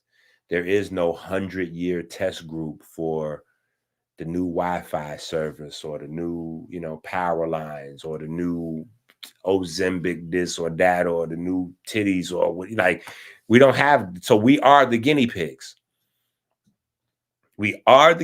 So this is another reason why people that seem to have, like, so somebody asked me last week talking about politics, why does it seem like poor people are more liberal and rich people are more conservative? I think that curious people, young people, are more liberal. I think as you learn more, you become more conservative. Learning happens with age, but the more you consume life, the more experiences you have, the more you learn faster. And having more money allows you to experience things a lot faster. So when you learn about life wisdom tends to make you more conservative. And the smarter you get, the wiser you get, the more conservative you become. So you're less willing to try out the new thing. You see it and you go, it looked good, right? It looked good on you, but I don't know how, like, I'm good. I don't know how that's going to play out, so I'm good. Think about this. Let me give you an internet example. Look at my YouTube page. Look at my YouTube presence. I got 2,000 subscribers. And I mean, I've had 30,000, 50,000. I think the largest page I ever had was like 57,000 or something like that. But no matter how large my pages were, they never were really big. It was never 100K or 200K or 500K. And people say, oh man, the info, you should be speaking on this page or that page, or you should have this many views and you should have this many followers. Look around. Take a second and look around. Like, just take a second and look around. Where are all the guys that were teaching that had more views or larger platforms or woo? Where they at? Crash and burn. Crash and burn. They hot 2 years, 3 years, 5 years, maybe. Crash and burn. And some of them don't even crash and burn. Some of them, they don't love the craft. They're not doing it for the passion. They're doing it to get a few dollars. So some people, they make a few dollars and then go get a 9-to-5, working telecommunications or selling cable packages or insurance premiums or some shit. You'd be like, nigga, what? Yeah, I thought you was. Wait, how you just working construction? Like, how you just doing something regular? Like, what? Oh, so all that herb talking, all that was either just a trend for you or something that was transient, but that wasn't a lifestyle. So it really becomes with this thing, hare and the tortoise, the rabbit versus the turtle. You know what I'm saying? Like slow and steady is the one that wins the race. So the rabbit or the hare, the one that want to be fast, not in every instance, but in most instances will be the one to go get the surgery. I ain't got no time for all them goddamn squats and all this calorie, this and that and all. I'm gonna keep eating what I'm eating. I'm gonna have them lipo the front, add some to the back, stack on the top, and I'm gonna be what I need. This gonna come together. I done already put my money to the side. What about your health? What about your endurance? What about your resources? Like, how do you know your body is strong enough internally for a complete synthetic reconstruction? They're gonna move fats and tissues from here, put them over there. We're gonna grab some of this styrofoam shit out the box here. We're gonna stick some of this in. It don't work like that, or, it ain't. So sometimes it's better to go with the diet, go with the exercise, and maybe you won't wear that outfit or that dress this year, but if you want to, you can get there. You know what I'm saying? Like me, I live like a bum, and then when I get frustrated with myself, I get very rigid. You know what I'm saying? And I'll stay in that space until I'm comfortable, and then I'll slip back in the bum mode. No, those are my cycles. You know what I'm saying? But I've already seen myself in the mirror at 6% body fat. You know what I'm saying? I've already hit a lot of those superficial goals. So that ain't, I have 10 children. I don't necessarily need 5% body fat.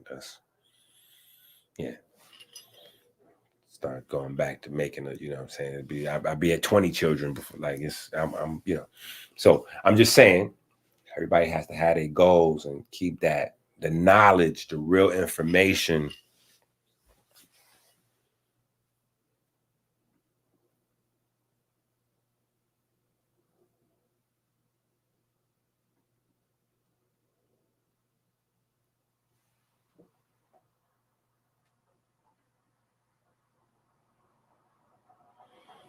She just got to be Cardi without the B. Well, I mean, she locked in now. But that's why I'm saying, like, it's a weird dynamic. You know what I'm saying? Because she's rich, she's famous, she got her kids, she's married, and now, they married, they got kids. So now she's gonna change her body, and it's like, homeboy, you stuck with that. That's not what you married, but she getting ready to put you in a space where you might be stuck with that. So I'm just saying, legally, they're gonna have to, as social norms change, laws are going to have to change to keep up with the social norms changing. That's all I'm saying.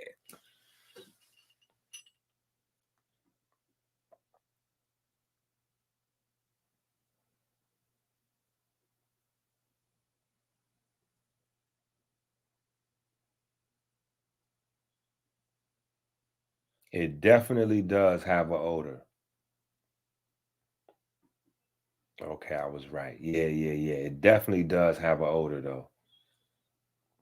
It's a weird, scary type of odor, too, because it's not like a funky odor. It's an unpleasant odor, but it's a scary type of odor. It's like a rotten plastic type. It's weird. But I know exactly what you're talking about.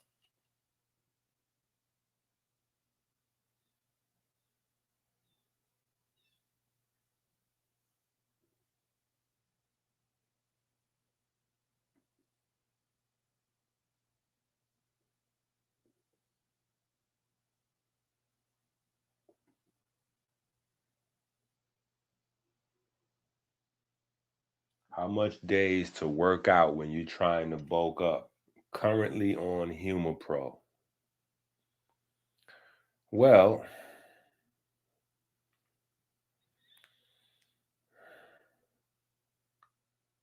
unfortunately, the first thing I have to respond to is your icon.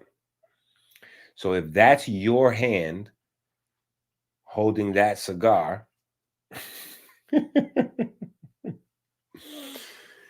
just know all of those free radicals you creating with every puff setting you back. So when you already free radicals are really, really frustrating when you're trying to get muscles or get bigger. When you're already the size you want to be and you're trying to trim down or get a little smaller, free radicals is not as much a problem to worry about, nor is inflammation, because in that pocket, you already have a really good rhythm and a really good diet. You're already eating your supplements, clockwork. You eat the same meals mostly every day. You already know when you're going to have your fruits and smoothies. And so because you have such a high constant intake of antioxidants and you're exercising so regularly, turning over your metabolism, that the inflammation ain't going to really be crazy like that. You ain't going to notice it. But if you're trying to bulk up, every little thing counts. It's hard as hell to gain muscle at first, especially if you got a quicker or faster metabolism. You know what I'm saying? It's hard to put on some size. So what I would say is the cheat codes to use. You know what I'm going to do? I'm going to make another book because I thought about it. So I was already thinking about it, but this kind of solidified it. Let me write this down. I'm going to write another book with all the cheat codes and everything specifically for that purpose. Because in the gold book, which is the gold standard, make sure you have the gold book. Make sure you have the gold book. You need the gold book and you need this book. Yeah, you need a few books. Make sure you have this book right here. This is a huge book. So it's not possible for me to give you this answer in like 30 seconds, right? But so you need this. This is a huge book, right? And you need this. Melanin vs. Diabetes Research Book 3, the fiscal edition. You need that, and then you need the gold book.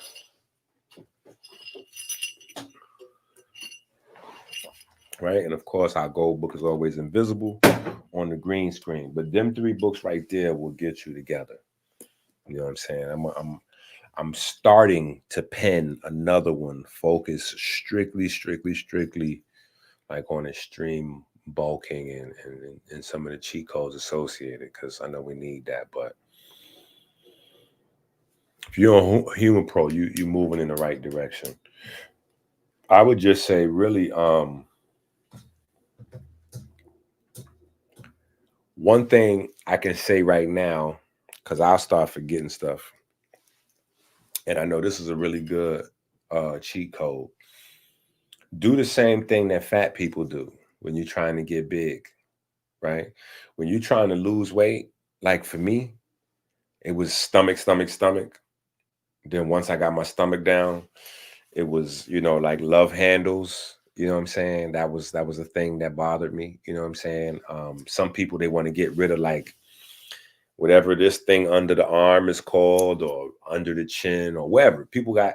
So when people losing weight, it's very common for people to say, I want to lose my chin. I want to lose my second arm, or I want to lose my love handles, or I want to lose my stomach, or I want to lose, the fat off the back of my legs, or whatever. It's much less of a thing for men specifically to really, or people period, but men most. Like, we don't really do that when it's time to bulk up. Like, we don't set out, Like, especially now that we super homophobic, you know what I'm saying? Like, it's super crazy now. But what you really should do is work your whole workout program. Put your program together for your goals and do your thing, right? But have something in mind that you're watching, even if you got to grab somebody else's as your Rocky Balboa, you know, like your mirror, you know, like you might tape it up.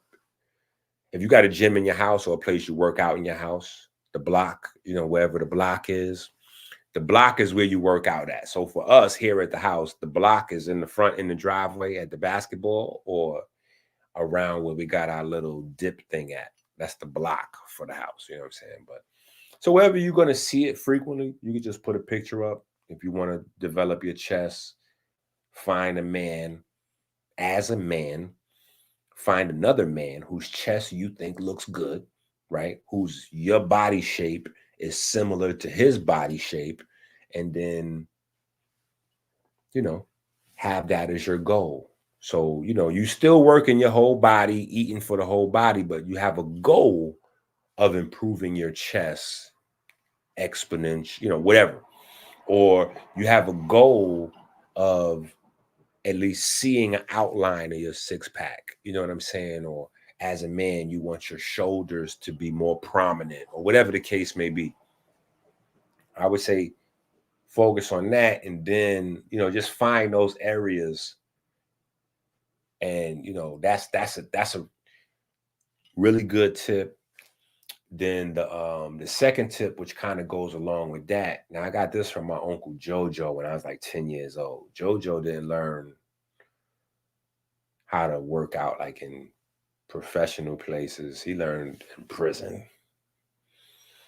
But he gave me a cheat code that I used all my life. And I told everybody I tell, it's gold for them. So you got to hit the Cash App. If you just watch this video, you got to hit the Cash App. This video got too many cheat codes in it. Everybody hit the Cash App.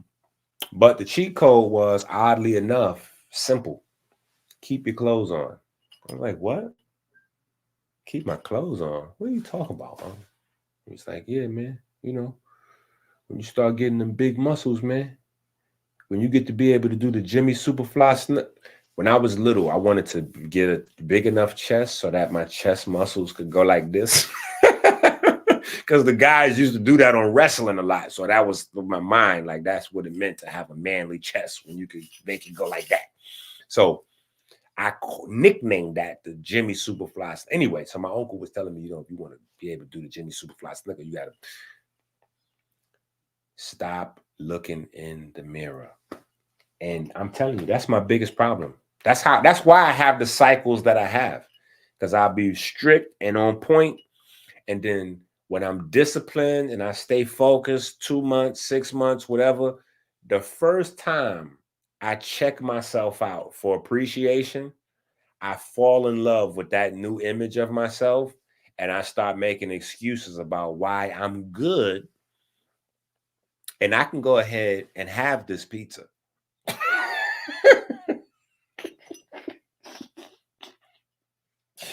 And before you know it, I'm telling you, it's a slippery slope. That one slice turns into a month of debauchery, right? So, yeah, no. The cheat code is to, even when you get into the shower or the bathtub, do not look in the mirror. Do not look in the mirror. Because what happens is every single day that you exercise and every day that you eat, your body changes. Every day your body changes. Every day your body changes. If you get on the scale today and you weigh 165 pounds and you get on a scale tomorrow and you weigh 165 pounds, that is not the same 165 pounds. Your body got rid of 50 billion cells and created 50 billion new ones. That is not the same weight. Every day your body totally changes. So when you're exercising and you're eating, you're making intentional changes, purposeful changes. And so the problem with that is that we're so hungry for the changes. We put our time and our money. We're so hungry we're checking for them. And every time we check, what we see is a very, very, very, very, very, very, very, very, very, very, very, very micro change. Because we just looked at ourselves at 7 o'clock in the morning when we went in the bathroom. Then we looked at ourselves getting out the shower, 7:30. Then we looked at ourselves again as we changed before the workout. Then we looked at ourselves again after the workout, and then after the shower, and then after, like, you got to get in the habit of not looking. So you reward yourself once or twice a week with looking in the mirror, checking yourself out, and you take your pictures. You know what I'm saying? And that way you're disciplined about taking your pictures, and you can see how your diet and your workout is changing your body. And now that would give you direction on what to add: more calories, less calories, more carbs, less fat, do this, do that, more push-ups, leave my chest alone, scope, like what should I be doing? All of those things you'll be able to see from tracking your results. And the easiest results to track are the ones that you can see, but you can't see them. They don't look pronounced if you keep seeing the micro change every hour, because you done looked at yourself naked or half naked 6 times a day. You know what I'm saying? You got to train yourself to not see yourself. Train yourself to not see yourself. You know what I'm saying? Fellas, you can do that in less than a month or 2. Women, it might take you a good 6 months or a year to train yourself to stop looking, because women are ridiculous. Women are like slaves to vanity. I'm talking about, you could tell how vain a woman is just by walking down the street with her. Just the levels. Like, how many times does she look at herself?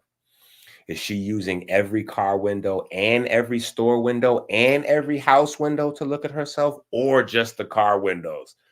Or can she walk for 10 minutes straight and make eye contact without finding a way to look at herself? Like,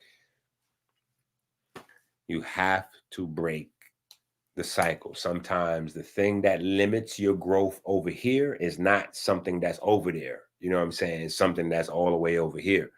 So you wondering why you can't do your workout shit or your diet shit or whatever, and it's something that seems like it's totally unrelated. You checking yourself out in the mirror. Yeah, stop doing that. You know what I'm saying? So those is cheat codes that'll help. But like I said, I'm gonna write a whole book on it because I was already thinking about it.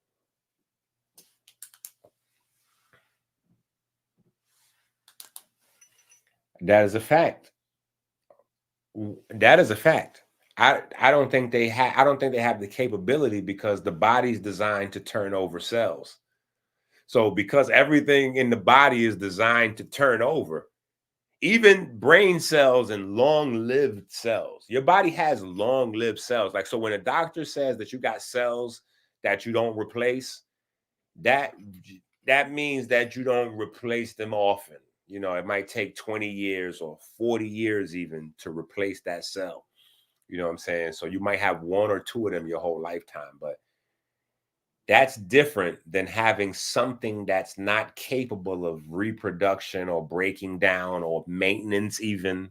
You know what I'm saying? Like, a plastic or a silicone is not capable of, like, being repaired, or like, it's just the stuff that we take our body for granted and we stick a thing in there and think it could do the same. It just doesn't. So you are 1,000% correct with that. But the problem is that shit goes in one ear and out the other.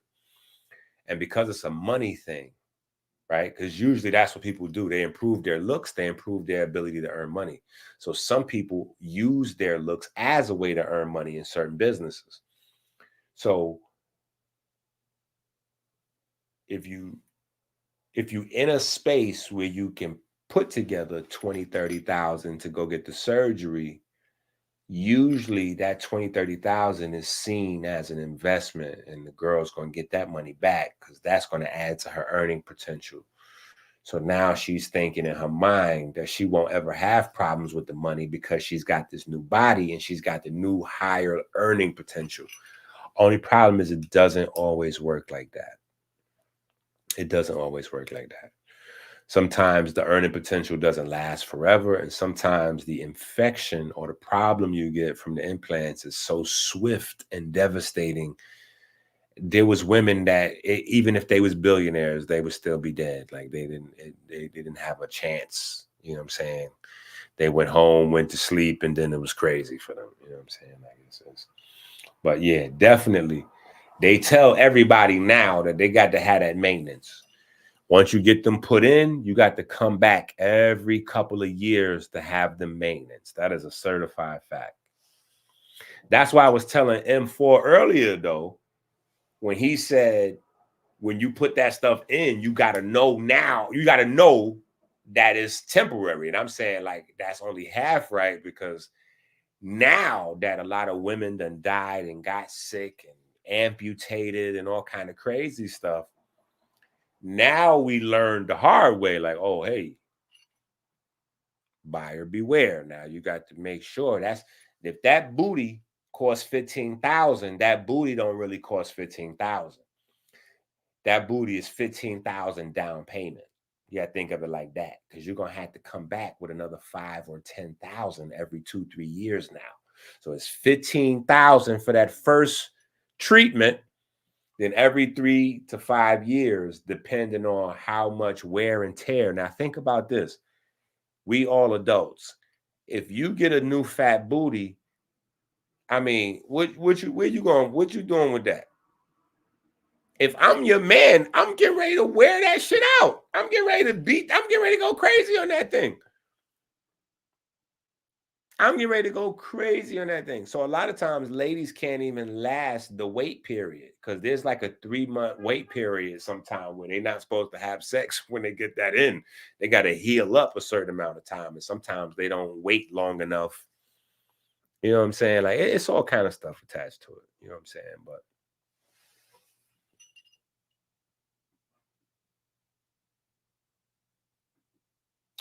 bro, see, we listen, we in 1,000% agreement. That's why I said I'm gonna bring this to the floor and open this discussion up, because I want this discussion to travel.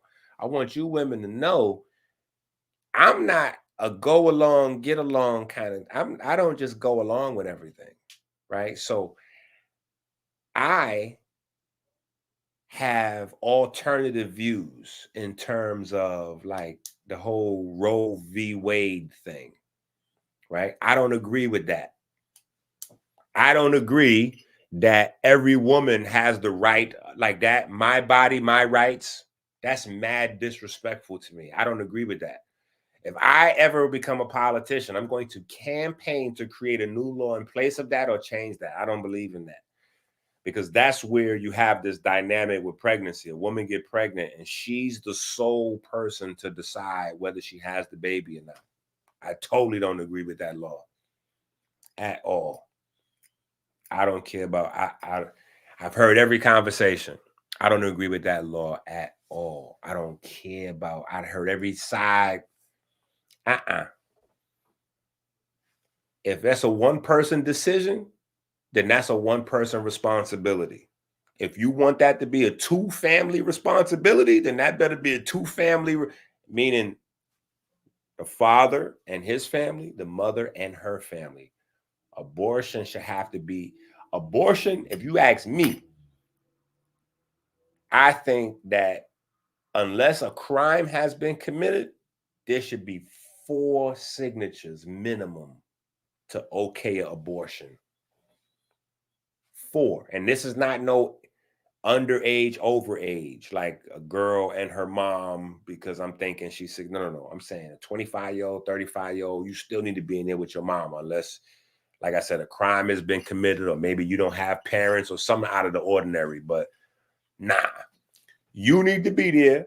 Your partner that you got pregnant with need to be there signing off. And then both of y'all need to have at least one parent that also co-signs.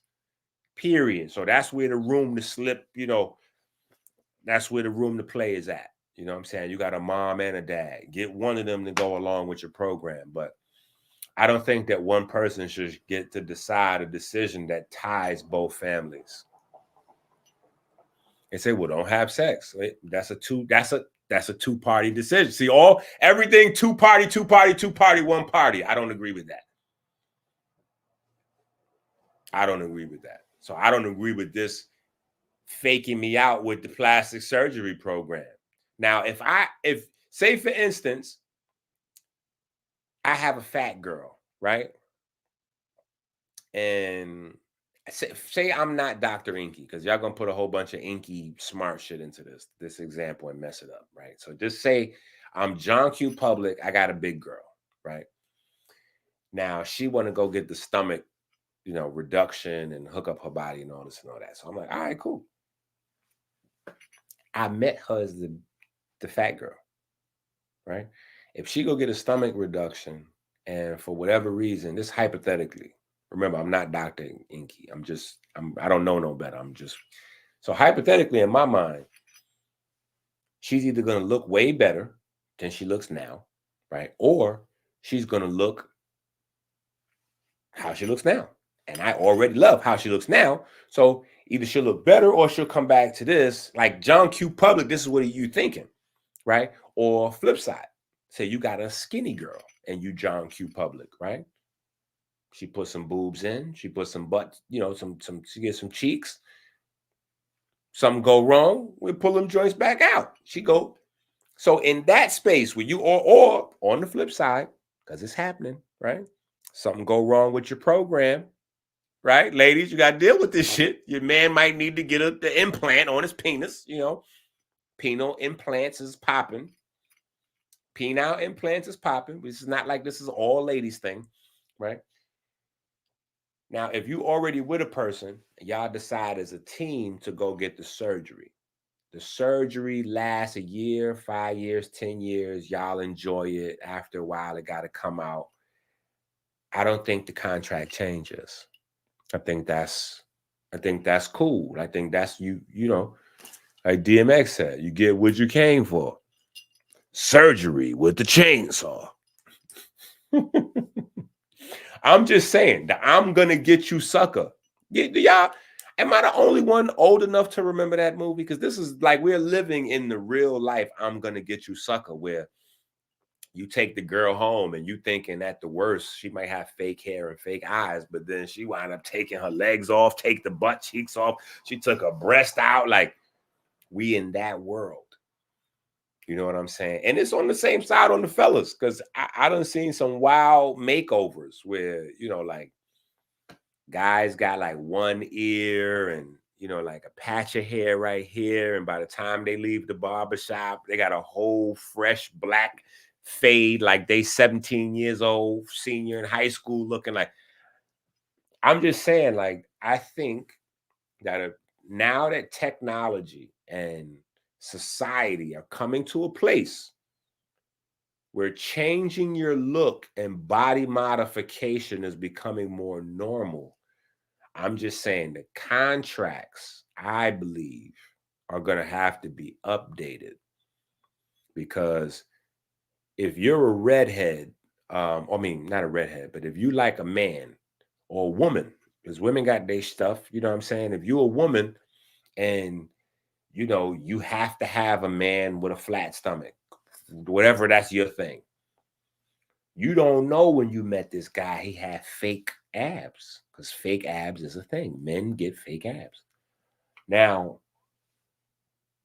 you could deal with any flaw a man have, but you can't deal with the fat stomach.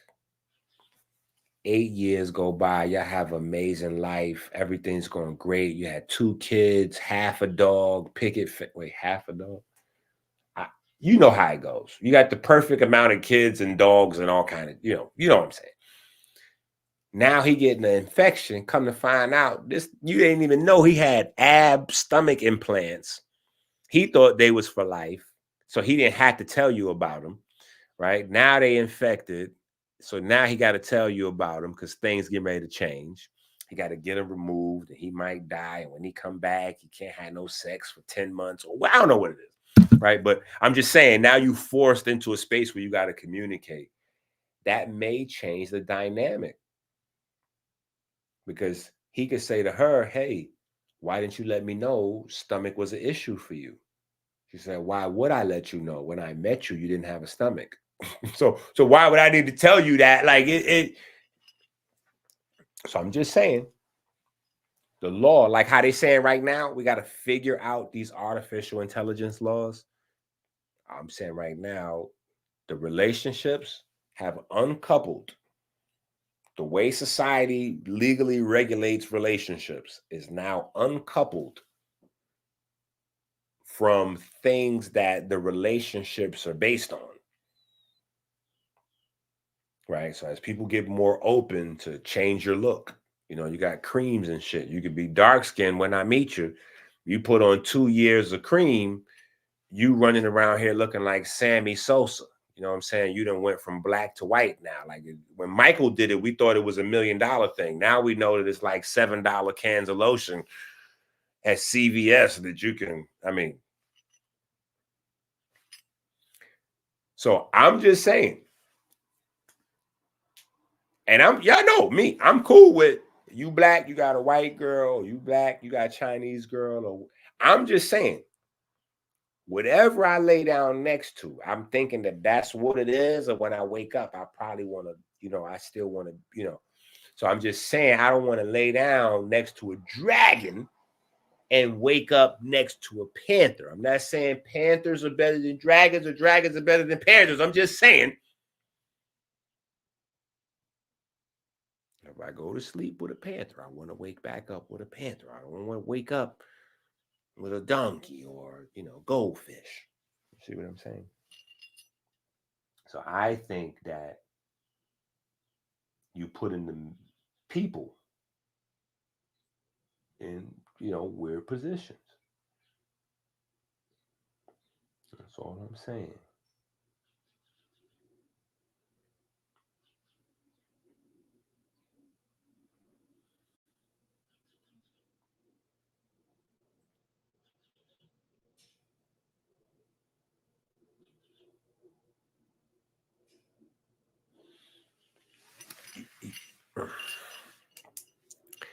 I'm gonna definitely have to agree with this 1,000%. I think the ease of attaining protein powder and creatine confuses people with the difficulty and complexity it is to use these products in 2024. The market is so saturated. You don't know what you're getting in these proteins, and it's crazy. It's like certain things that are standards in the business. You're like, yo, why is this a standard in the business? Why do I buy a protein powder that's this big when it's only this much protein in it? Like, why is it standard for 70% of the container to be empty? Like, what is that?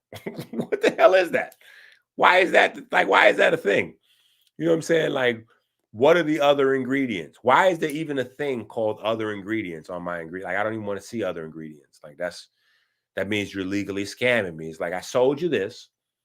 You know, you came to buy this. This is protein powder. So that means you came to buy powderized protein. Other ingredients. Red number this, yellow number that, smell number this, smell. I'm like, well, what are you putting colors and smells and what? So quality of protein, how much you use supplements. You know what I'm saying? A big mistake with supplements is that people, you know, we got reading issues. It shows up in a lot of places. So people think supplements are the whole food. So they feel like they'll just have 25 pills with a smoothie. And that's going to get them the results because they're like, no, this is the pure nutrition. So I'm going to just have a pure nutrition, which is the vitamin or the protein powder, and not deal with the food. So I'm not going to try to get vegan protein. I'm not going to try to have no animal meat. I'm going to just get out the box. So there's a lot of things that combine to get in your best results. You know what I'm saying? And sometimes we don't notice things. But one thing that's accumulating with time is information. And the longer you do something, the better you get at it. So a lot of times we underestimate our own genius and add in other stuff. So that's a thing, you know what I'm saying? But definitely I would say people use the crutches and think it's their legs again. Like, nah, those just crutches. You got to figure this food thing out. Ain't no way to get around this food. The supplements go with the food. The herbs, the bitters, the mosses, the creatine, the protein, the whatever you, the steroid, the whatever you on, legal or illegal, that goes, nothing supplants the food. That's why there's no way to get around the research and the study. Like, you can't get around eating food and you can't get around having a physical body. Like, you're going to have that body, you're going to have to eat you some food. Now, the study comes in so you can optimize, but yeah, ain't no way around that. So I definitely agree once again that people overuse protein powders and creatine and don't even know what they're doing with them. Because a lot of times, again, people look at somebody that got the body that they want to have, and then they start doing whatever they see that person doing and go, okay, that to get me there. But your body at the start of your journey is not what their body is at the start of their journey. Your genes at the start of your journey ain't their genes at the start of their journey. Your dad ain't the same height as his dad. Your mom ain't the same height as her mom. Like, you can't, it ain't gonna go just, you know what I'm saying, smooth like that. So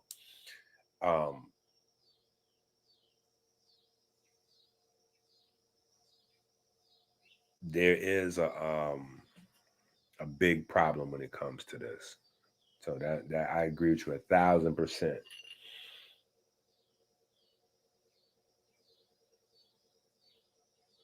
Yo, nigga.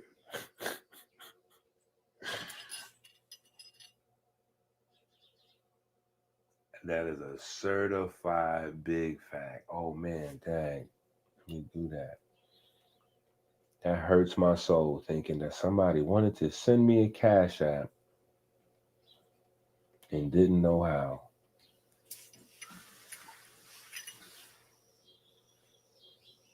If you out of the country and you need to send a PayPal, send it to Osborne.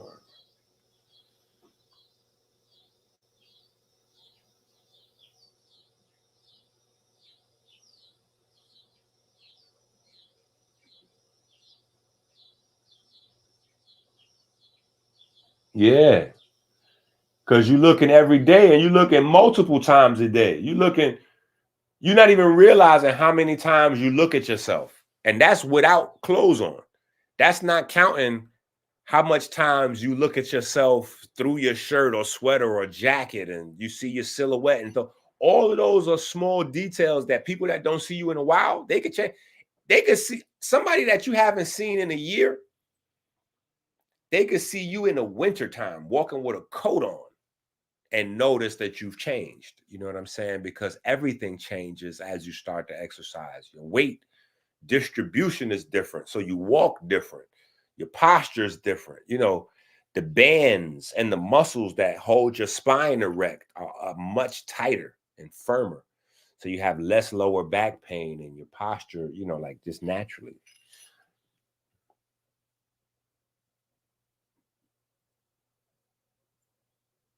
I definitely appreciate you too.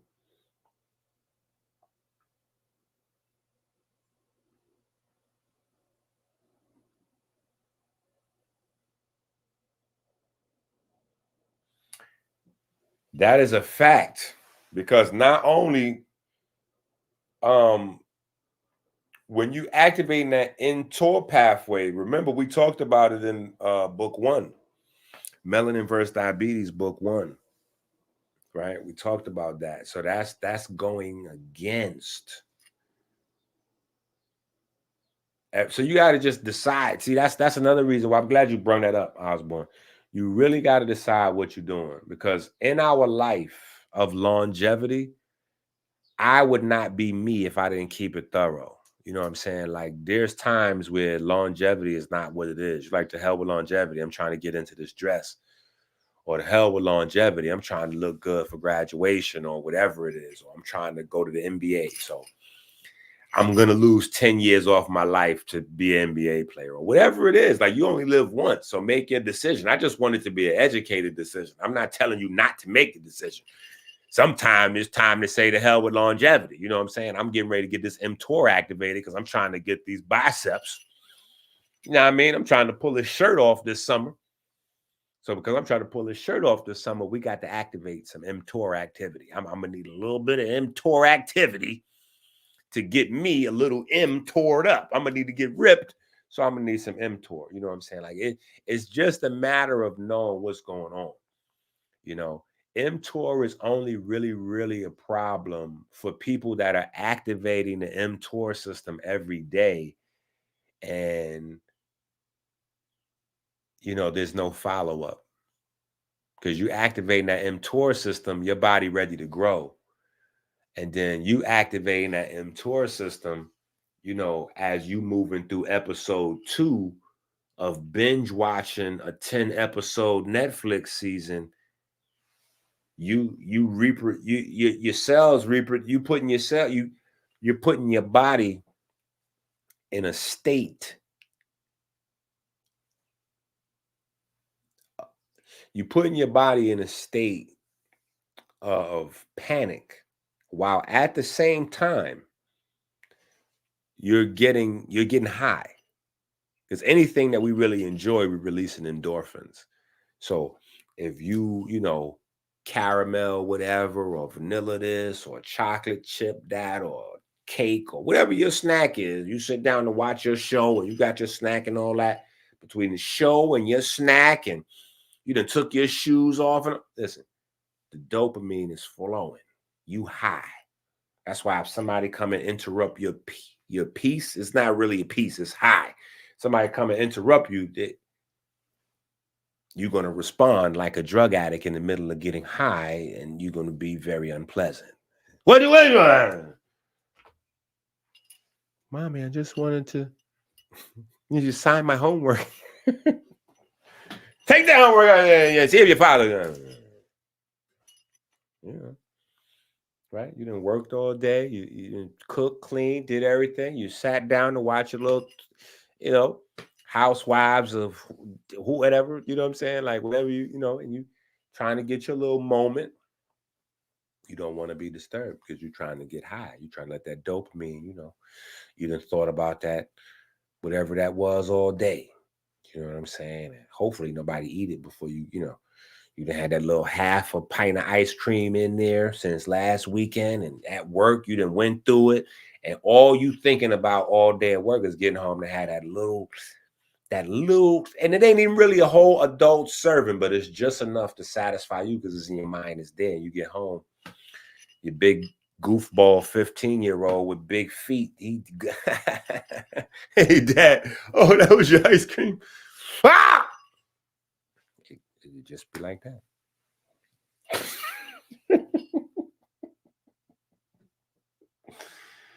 Oh, shit.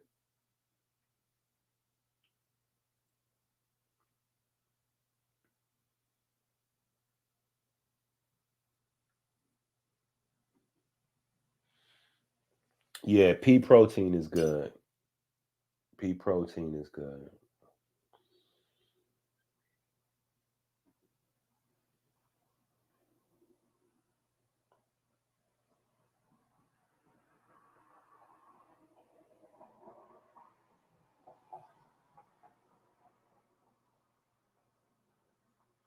Absolutely.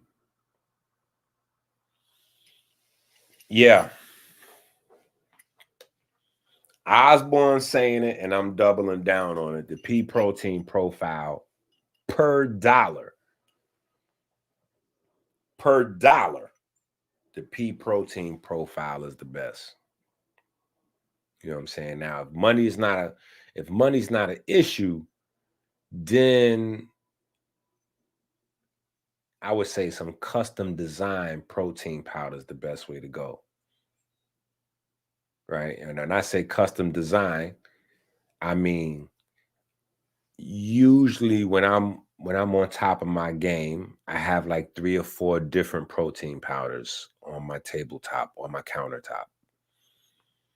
You know what I'm saying? I might have a hemp joint. Then I might have some pea powder. You know, they got chickpea stuff out there now. Then you might want to have different brands, you know, because you notice your body digests them differently. You know, so there's a bit of personal results to it too. You know what I'm saying? Like, but yes, I would say you want to have I'd have a few different things around. You know what I'm saying? But if I only got to get one because I'm balling on the budget, overall the pea protein might be GOAT level. You know what I'm saying? Or the hemp. Yeah, let's not underestimate the hemp. The hemp is just, you got to spend. Hemp is just expensive. But if we remove price and I'm a billionaire, I might go hemp. You know what I'm saying? I might go hemp because hemp protein is high quality. But if you get high quality hemp, it's really high quality. You know, it's really, really good for you. You know what I'm saying? But the hemp market is crazy. Don't believe that the hemp market is just like as the weed market goes crazy, the hemp market goes crazy because hemp is weed. Right? So you have male and female plants. The female is used to grow weed and the male is used to make hemp because the male doesn't have the THC in it. The male has most of the CBD in it. So CBD comes from hemp. So they'll take a hemp plant, extract the CBD, and then powderize whatever is left over and give it to you for protein powder or something like that. You know what I'm saying? But that's what I'm saying.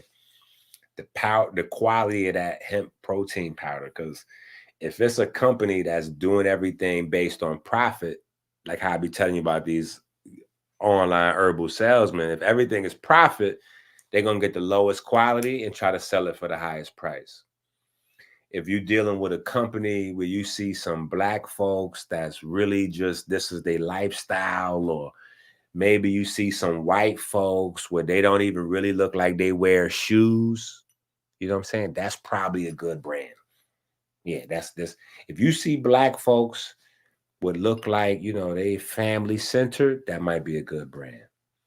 If you see black folks running around looking like they're trying to sell you, you know, clothes, but they want to look like they got Dracos and kilos, that might not be a good, you know.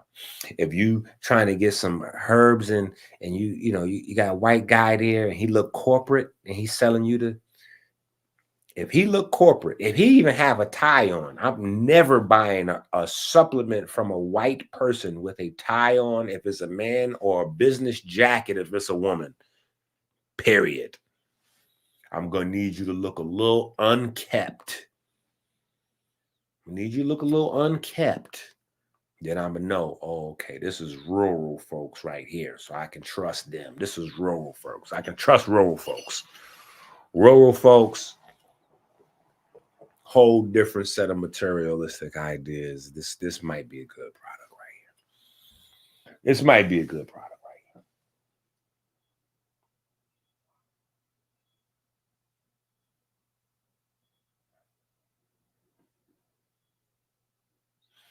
Absolutely. Listen, it's nothing. Our bodies was not designed to be changed like this. You know what I'm saying? So we do have free will. And so, you know, free will has to come with accountability. So the accountability part is, all right, you know, that's like when I have my children out front, when we inside the house, everybody want to go outside and play. And we outside and playing for a little while. Somebody gonna want to run inside. I'm gonna go, all right. Once my door open and close a few times, and I'm like, hey, listen, don't go back in the house unless you want to stay in the house. That's it. You go in, you staying in. And that's how it is. You put that bleach on there. Know what that bleach is doing. That is destroying pigment, which is a part of your actual cells. So you have to destroy cellular function to get lighter skin color. So If you want the lighter skin color so bad, you're willing to destroy cellular function to get lighter skin color. Just remember, you traded your cellular function for the lighter skin color. So whatever happens to them cells and they start acting crazy, don't you come back.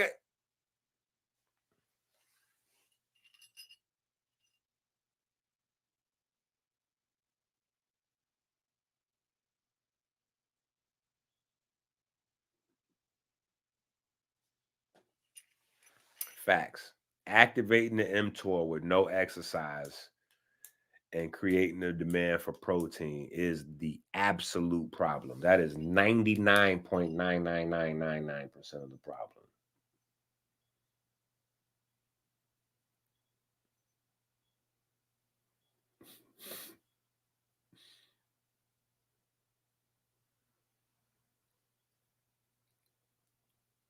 Yeah.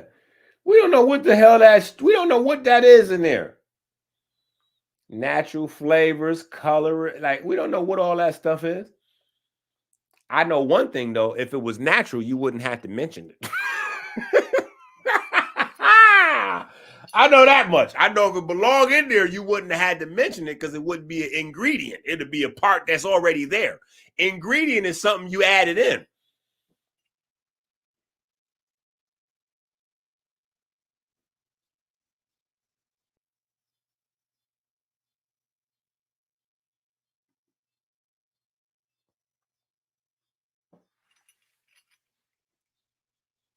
See, I know at least one person is reading the books.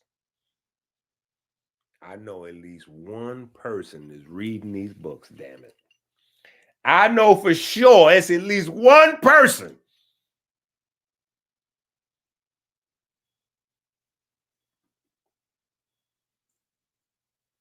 I appreciate it on Wednesday, Thursday, Friday, shit, if you need Saturday, hey.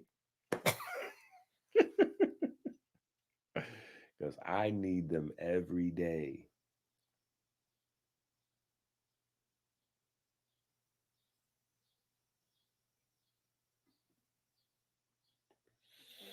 Yeah, Dewey Decimal. You're going to enjoy this. Because this, I didn't want to, I don't like to waste space and time. You know what I'm saying? So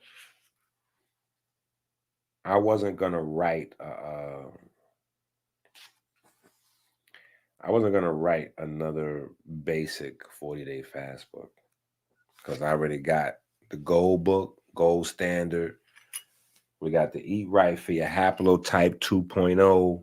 So I was like, I'm not going to. But because of the current events, because of the state of the community, and because shit, half of what I thought I knew back then when I started the fast, I ain't going to say it was wrong because all of the things that I was saying in terms of like how the fast would benefit people, right? All of those things were correct. There was just so much more going on that I could not have known at the time because the information on it didn't exist. So in terms of the cells they just found, 3 years ago, that is basically 90% of your collagen in your body, your whole fascia. They just discovered this 3 years ago. They discovered this 3 years ago. 2 years ago, they discovered 3,000 new neurons. So it's not even possible for me to say, oh, back in 2015 or back in 2010 when we started the fast up, yeah, it was this and this and this. No, how could it have been? It just was discovered right now, right? This is why I'm saying a lot of these goofy guys saying anything to people to sell herbs and products and get the fast whatever, they don't hold up over time. That's the reason why Dr. EnQi's still here 20 years later.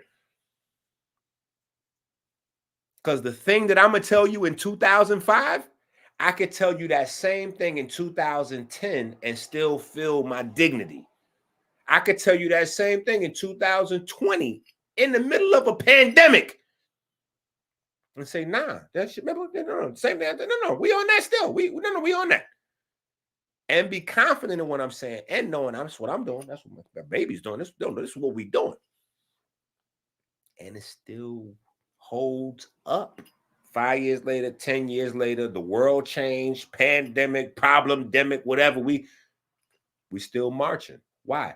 Because the things that we're doing is based on how our actual natural environment works and how that natural environment has sculpted, shaped it, created the complex spacecraft that we call our body, right?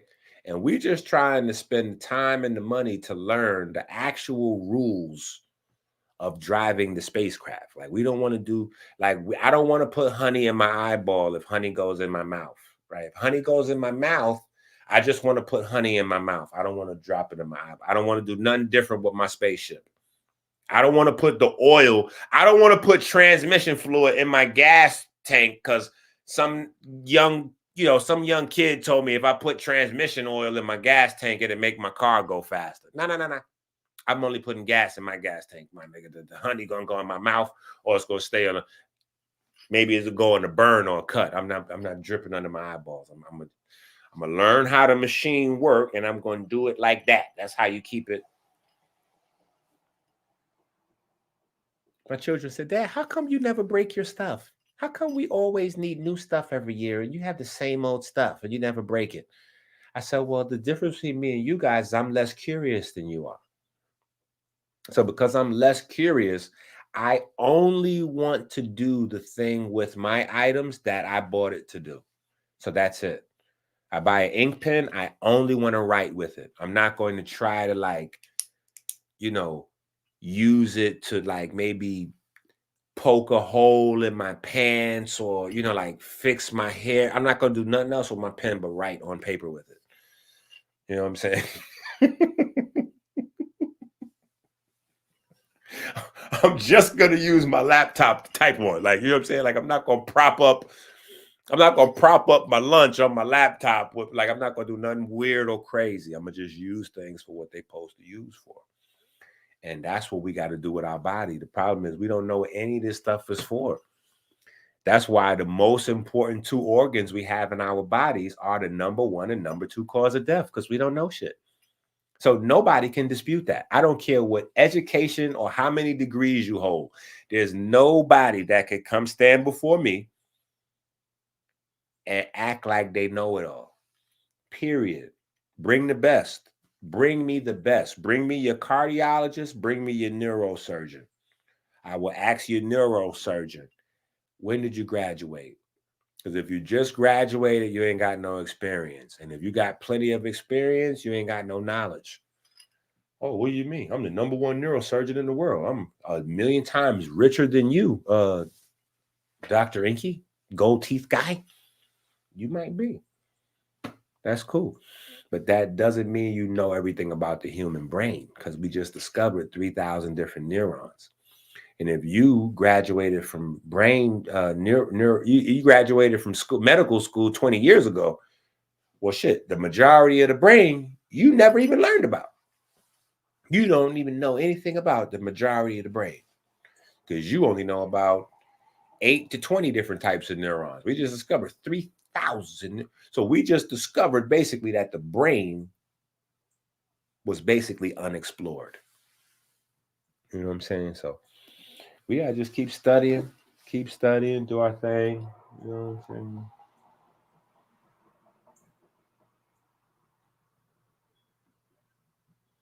For real though.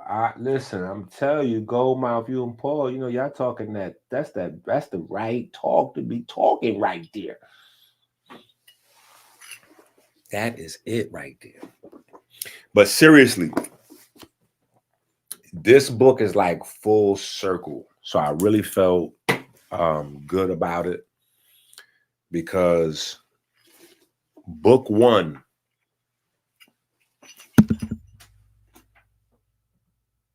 literally, most people don't know, but literally the whole everything starts with the fast, right? The whole everything starts with the fast. Introduction, blah, blah, blah. And then the purpose to establish the link between metabolic illness and melanin dominant people. Melanin and fatty melanin dominant people are known around the globe to have a 200% higher, blah, blah, blah. There's a clear link between blah, blah, blah. Okay, so page 3, I believe. Introduction. Type 2 diabetes has plagued melanin dominant people in unprecedented numbers, culminating in the 200 years of premature aging, sickness, and death. Blah, blah, blah.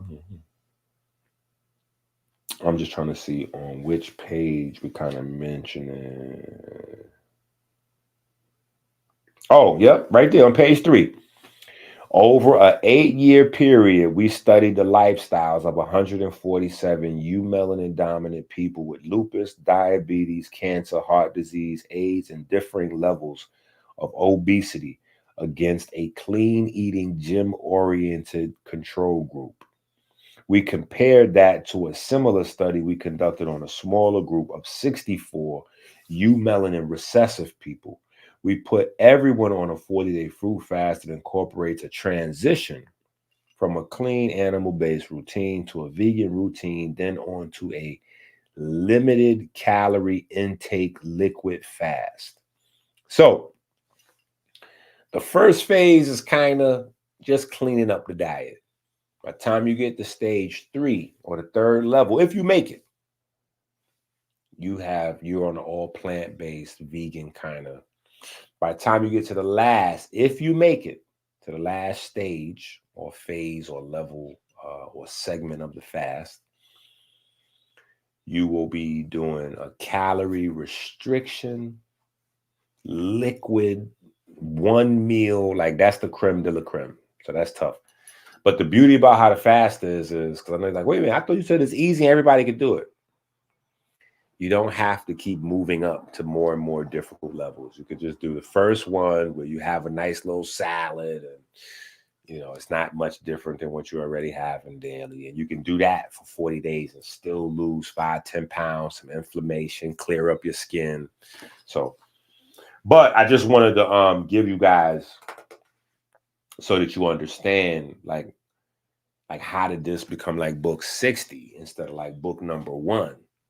Well, it was book number 1. It just doesn't say 40-day fast on the outside of the book. The science of the book is literally the results of me doing fast after fast after fast, because that's the only way I could get lots and lots of people to really check out and examine and see how, fasting and calorie restriction and how this whole program works in real time. You know what I'm saying? And we did thousands of people, but it was only a small amount of people. You know what I'm saying? 200-300 people is not that much, you know what I'm saying? But it's hard to get people to participate fully. You know what I'm saying? Because I needed people to fill out stuff and see what they was eating every day and pictures and this and that. And you can't get, everybody ain't going to be, But anyway, my point is that's book 1 is the results of the fast. Everything we're doing is we've learned from my experience with fasting people for, 10 years with this thing. So now we at another level with the results, because I would have never, and not that I could have never come up with it, but I just would have never had precision on molecular hydrogen being the key catalyst for pigment, like for melanin specifically, eumelanin, not even pheo, neuro, eumelanin specifically, the catalyst for eumelanin to function in an antioxidant capacity is dependent on the production of molecular hydrogen. Now, obviously, the production of molecular hydrogen starts how? Come on now. How does the production of molecular hydrogen start? Without even reading the book, you should know. It's the EnQi cycle. Stop. Full stop. The EnQi cycle. Now, in a year, 5 years, 10 years, they try to come up with a different name. I'm charging all you niggas accountable for keeping our intellectual property. It's the EnQi cycle. Right? Because the EnQi cycle, remember the beginning, the sound, the movement, or the hydrophilic surfaces, or the light, any of those things, or any coupling of those things initiate the structuring process in water. The structuring process in water is breaking those atoms down. When you break the atoms down, that's what you're literally doing, because that's what your mitochondria matrix uses to power the electron transport chain, is basically positive hydrogen ions. You know what I'm saying? Like, so that's what a proton basically is a positive hydrogen ion, because hydrogen is so weird. So we've created other names to make it more confusing, right? So an electron is a negative hydrogen ion, and a proton is a positive hydrogen ion. But in the rest of the universe, we'll just say electron and proton and totally disconnect them from hydrogen. And this is how me and Dr. Yibo wound up meeting a zillion years ago, because when I was a kid, that was the first thing So one day I'm on 125th with Booker T. Coleman, and it's just me and him. After we had did the whole class or whatever, everybody left. Now it's just me, him. I got Tony and Amber running around in the room or whatever. I think Mfudishi and his wife is out front. And me and Brother Kaba was discussing it.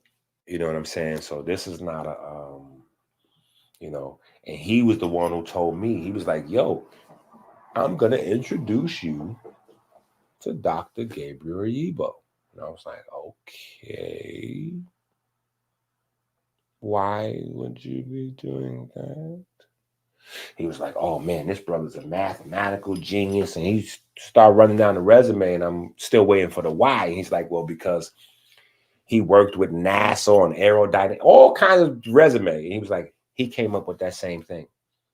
And since you don't know who he is, I know you must have came up with it however you came up with it. So I just want to put a genius together with a genius and see whatever y'all, you know what I'm saying? So eventually he didn't put us together, but I did get with Dr. Gabriel Yibo. And the funny thing is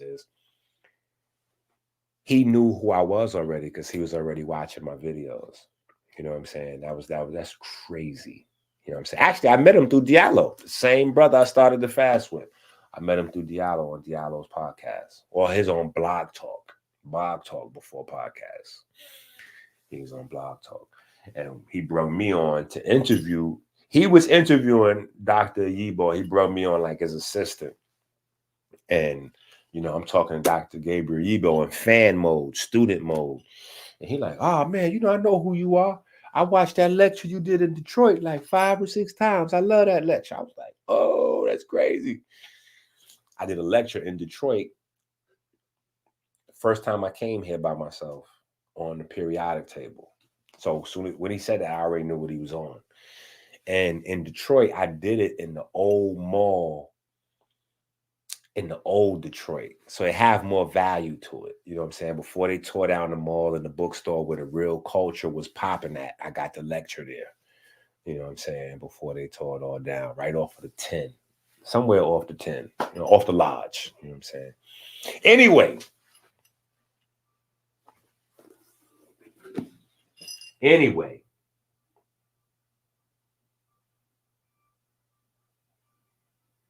You can't let them. They already trying to grab the drip. Listen, they already came up with inflammation. I'm like, inflammation? What the fuck? What is this? Oh, well, the skin and the cells that are in the skin, the health of those cells seems to control the health of the entire body. I was like, I got a slide in my presentation that's very old. It says the same exact thing. It's very interesting. Only thing is I actually identified the cells that are in the skin. They're called melanocytes. This is this whole interesting spiel. You check this out.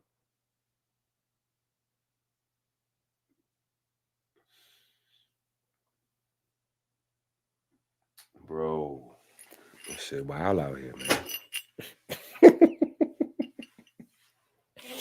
But nah, this shit is crazy. That's what I'm telling you. When y'all get this now, the book starts off. Don't think the book is really this thick. This is 319 pages. About 60 of these pages is blank pages. Not blank, they got pictures on it. Like sentimental pictures to me over the years from the fast. You know what I'm saying? But I wanted to put some blank pages in here so that you could journal. You know what I'm saying? So now you got the Divine Mathematics book. It got actual specific charts. And then the algorithm book got specific charts to help you keep track of what you're eating and how you exercising. And this book, I just put space. So you don't have the charts because people, but before I had any charts or anything, be like, EnQi, I gotta write, I gotta carry this book and a notebook. Your book's heavy enough. Like, I was like, well, should I be writing in the margin or in the few little blank pages in the back? But I'll see what I could do. So in the Divine Mathematics book and the algorithm book, I got calorie charts, exercise charts, time under tension charts, carb max, calories. Like it's crazy. Like with those two books alone, you got your whole personal coaching program is there, right? But with this, I just wanted to leave so you can have, pages to write. You know what I'm saying? Because I remember going through it my first couple times. And even people in my house. I remember the people in my house that I thought was going to be down because they was talking crazy like they was, and then they wasn't. And then it was like, so just everything you want to keep track of. You know what I'm saying? Even if you did it 1,000 times, like when I do it, I'll still bust out a notebook or something to keep track of certain things. You know what I'm saying? But the better you keep track of what you're doing, the better the results are. The better the results are. You know what I'm saying? So out of the 319 pages, I would say like 60 or 70 of them are probably the notebook. So I would say this will probably be about 250 pages of work. So you figure maybe about that much is going to be your notebook, and the rest of that's going to be pure head bussing, no discussing. Well, we're going to go over it because it's so much in here. And then I added some stuff from the June, July book, which some of you may have, but a lot of you don't. But some of the stuff in that book goes hand in hand with the fast because I had literally took it off my. So I got old presentations that I used to do when I go somewhere to present the fast. So when I put the June, July book together, okay, so June, July, I'm a rapper. Like, I mean, not a rapper. I'm a healer and a dad. You know what I'm saying? But I'm from the Bronx. I'm 58. So I have that entendre brain. It's like a disease. So I put June and July. Of course, it means what it says, June, July. But that also means cancer, right? Because my birthday is in what? June, July. Chase's birthday, June, July, right? When did we start the very first fast? The very first fast that we ever did went from June to July. You know what I'm saying? Most people are dying from cancer. Like, so it's just so many ways. I just wanted to play with that, you know. So that's where the name June, July came from. You know what I'm saying? So it was a lot of things in there that I took from presentations that I would do with the fast. And then some stuff that I get used to different platforms asking certain questions. I'm like, okay, here, let me put these here. Especially now that I can compare these notes on specific types of bacteria that live in my digestive system. And I can cross-reference that with a whole plethora of science that didn't even exist in 2010 when we started this up. Like, so it's a whole nother level. We're gonna have some fun in here. We're gonna have some fun in here. Yeah, we're gonna have some fun because there's stuff that's in here that's not in any of the books. Like,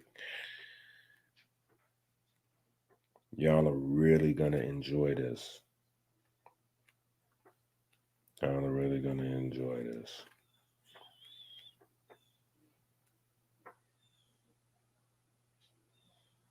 And then we got some spots where I just start zoning a little bit. Or I start, you like, wait, what is EnQi talking about? But we go in. We talk a lot about the tap water. And the reason we talk about a lot about the tap water, and we will continue to, you know, so obviously we're going to get the understanding, but I'm just saying in the moment.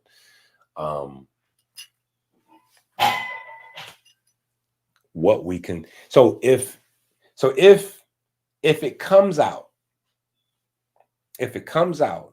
that molecular hydrogen is like the master nutrient that the body needs, and this is the fuel for the pigment system. Remember, the pigment system is the body's energy system. Okay, hold up. Damn, it's like we damn near starting a whole new video. Okay, listen. How they trying to save the world right now? Right? They're trying to save the world how? Remember what I said, the Dr. EnQi, that melanin versus diabetes research. Earth is what? Earth is a cell, and we are the enzymes. So if you start with that, right? Start with that thought and put that over there on the back burner. Now, how they saving Earth? What's destroying Earth? Energy distribution, energy management, energy harnessing, energy harvesting, right? Energy is the problem of Earth. So the savior of Earth is hydrogen fuel. Remember, everything comes from the body.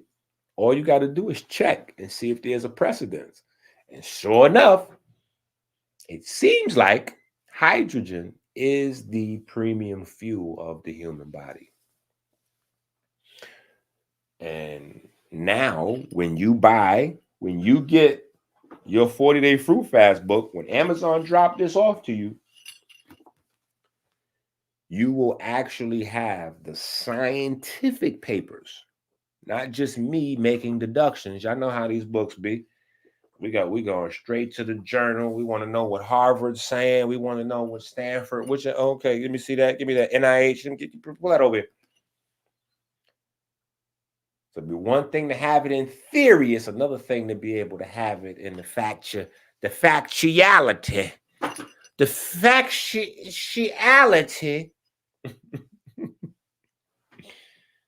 factuality that hydrogen is the premium fuel for the human body, the premium fuel source for the human body. So if it comes together, that hydrogen and melanin, water and melanin have this unique relationship that nobody has ever discovered. God damn it! We will have one hell of a digital footprint. And now we done went past digital footprint. We don't went past digital footprint, nigga. Let the lights go out.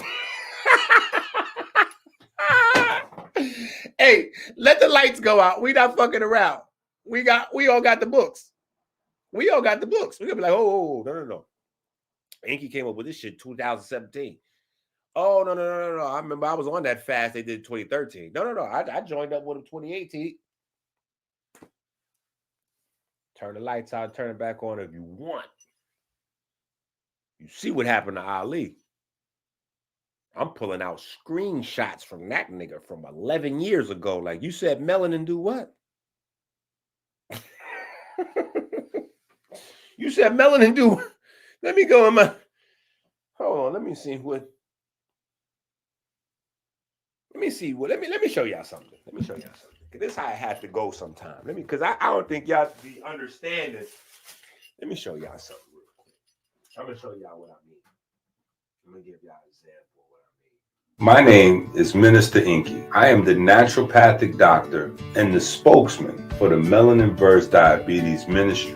Every time you go to the supermarket without the electrician grocery shopping list, it's like putting a loaded gun to your head. Stop playing Russian roulette with your life. Help us make America great again. Learn how to save time. Learn how to save money with the electrician grocery shopping list on Amazon now. Go to Amazon now. The life you save may be your own.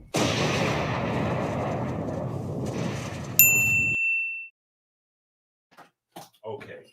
Now I can't find all of the different types because there's a group that's missing. But so this is a time period. This is a time period of hard drives.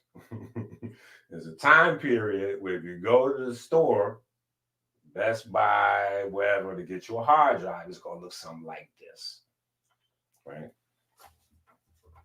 There's a time period, right? Where you go get the Lacy's, right? You go get your hard drive. It's going to look something like this, right? There's a time period where the hard drives was big and bulky. This is the type of hard drive. You got to plug this into the wall and one plug into the computer, right? And you got to power it up, power it on those, carry these shit's heavy. But there was a time period where hard drives was like this.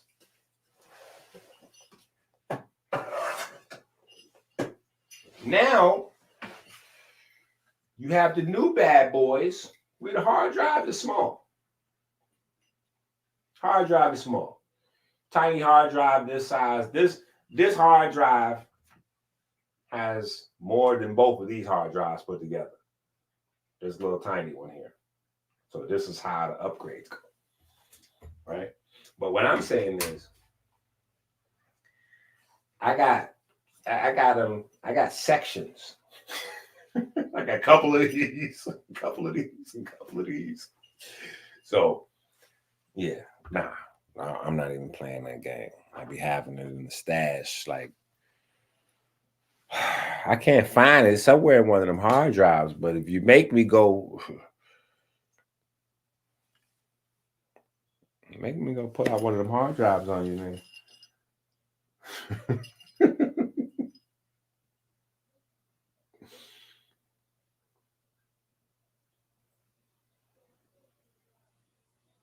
I'm trying to tell y'all, man, listen. I'm going to tell you like a player told me.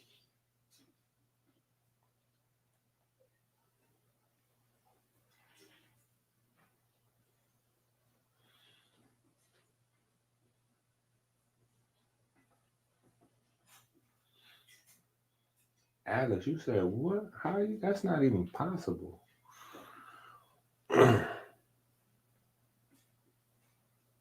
You look great, by the way, too. You're in shape. I appreciate Yeah, you was getting fat for a minute. I I know watching it's just falling off me, man. I don't know what it is. It's just falling off me. I ain't doing nothing special. I think it's them herbs he be giving. My man's right here. He be Herbs? Giving, yeah, Herbs? what's the I don't herbs? think you pronounce the H, by the way. Herbs? No, you do. No, that's the right way. No, they herbs. What's that stuff you be giving me? Come on over here to the mic, EnQi's- polo sweater man. Tell him. Ralph Lauren. It's them herbs he got, man. Y'all, you need to get some of them herbs, man. What is herbs? What Are we you do his is- nutritionist? Yeah. I'm the nutritionist for the team. We're doing the 40-day. Well, my daughter's doing it, because I don't eat it anyway. No bread, no pasta, no bread, no pasta. What else?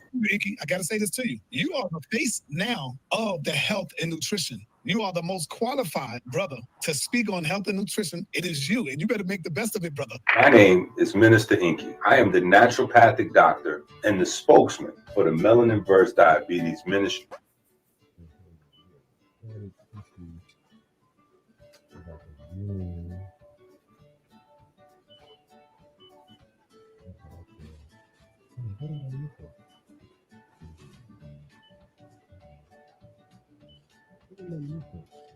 Oh, I know what I'm supposed to do.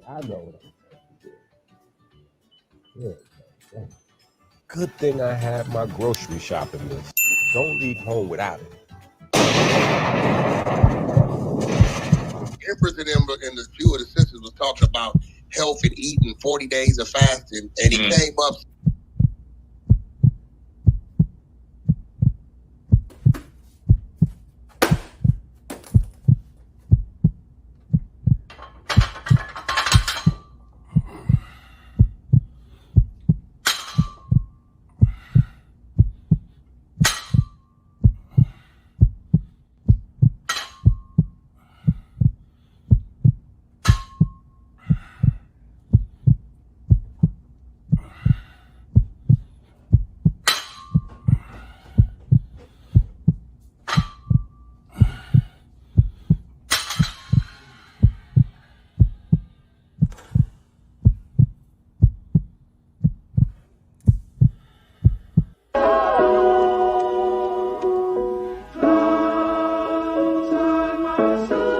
Got the screen on me. Let me show you how I really flex, son. This is how I really flex. Look at this. You see this, son?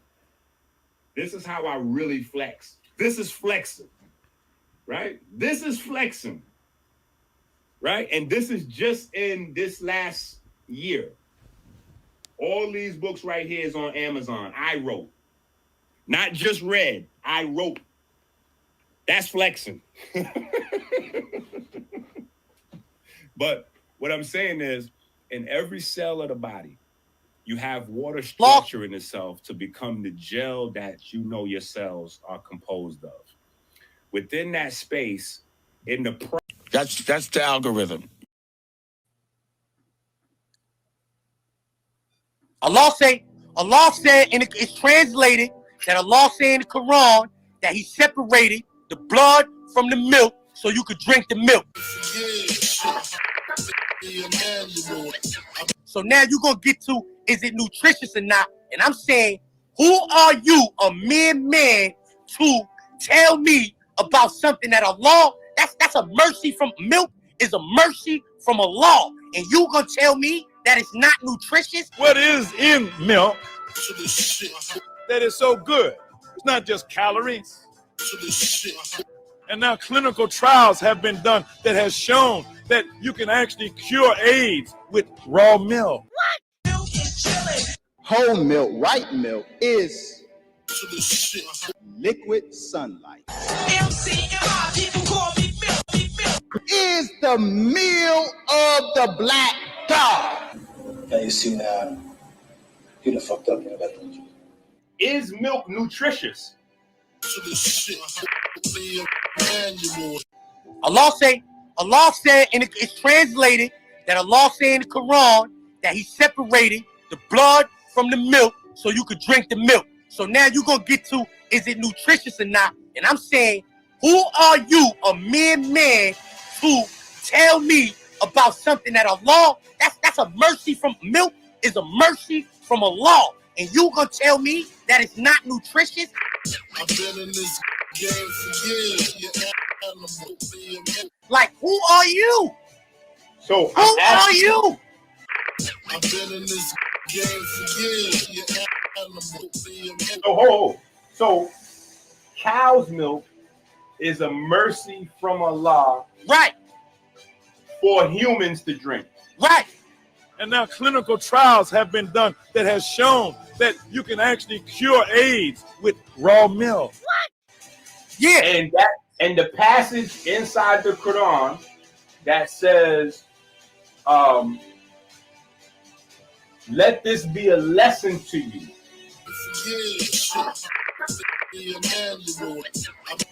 I separated the milk from the blood and the excrement. Right, that verse is the verse you're referring to, correct? Yeah. And so that verse is telling humans to drink cow milk.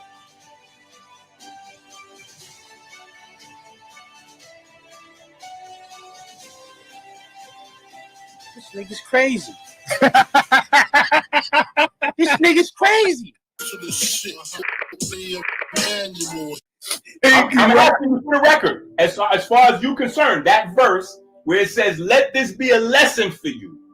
I separated the milk from the excrement. I've been in this game for years. So that verse is the verse you're referring to as the license for, because you said also, not only is it in the Quran, but you also said in the Bible that the Bible says that it's lawful, that this is what we're supposed to be having, cows. Correct? Yeah.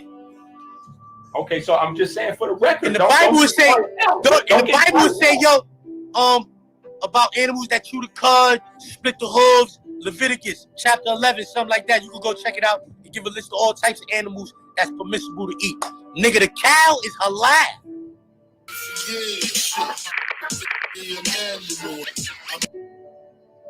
That's facts. That's in the Quran. It's a whole surah titled the cow. It's a whole surah, the longest one. The second one, the longest one, the cow. I said I drink buffalo milk. That you didn't believe in. You said that you posted the buffalo milk is alkaline. I posted that video. I said I drink buffalo milk. Okay, so why would you lie to the people? Because I want to see people like you, like haters, people like you, talk about me. Because last week I went to New York. So you purposely lied to the people.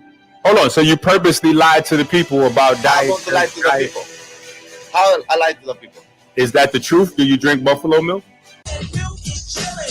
How? Okay, show me proof I drink buffalo milk. No, I'm asking you. Do you drink buffalo milk? No, do you drink buffalo milk? Yes or no? Is the meal of the black dog. Have you seen that? You done fucked up with that. Is milk nutritious? Hold on. Do you drink buffalo milk? Yes or no? No. I'm not. Oh, listen. I've been in this game for years. I've been here to go back and forth with you. You said you're supposed to be. I come and show me what. No. You asked to come. Hold on. You asked to come on here. You asked to come on live. And now clinical trials have been done that has shown that you can actually cure AIDS with raw milk. You asked to come here. Okay, so relax. You asking you a question. You said you purposely misled the people into believing that you drink buffalo milk when you don't. If you don't want to acknowledge that. No, okay. Fuck that. You said you're supposed to me because I drink buffalo milk. So let's talk about the snake. Show me proof I drink buffalo milk. Hold on.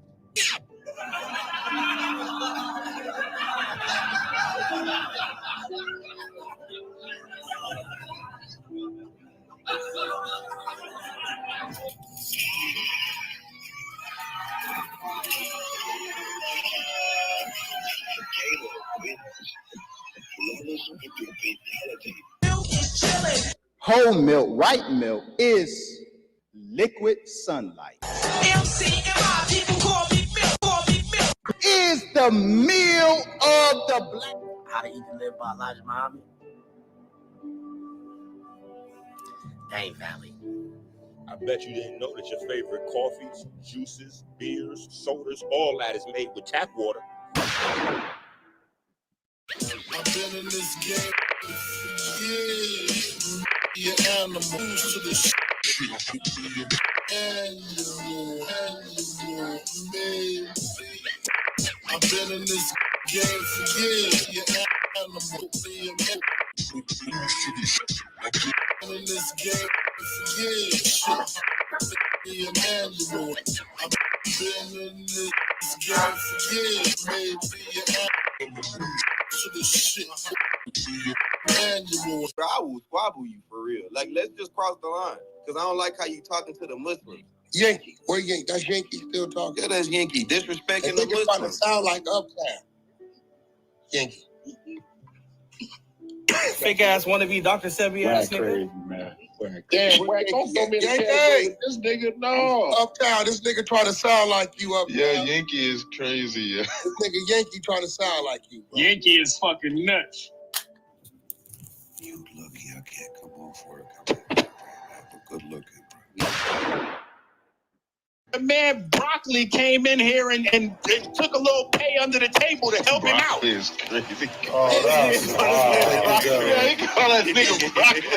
So look, all that. That's his name, ain't it? All that is funny. All that is funny and shit. But a lot of niggas may get. Bro, niggas did, man, they said Jesus was corny, bro. I ain't paying these niggas no attention, bro. I'm tired of religion. That's what I said. Like, the mosque right there on 127. The up.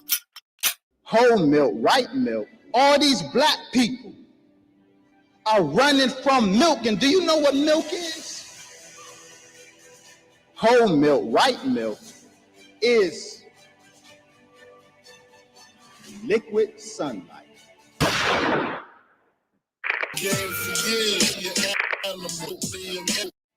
The other dude in DC, the mosque right there, you said the name. Like, I'm not talking no more, bro. Like, at the end of the day, what we do is gonna last.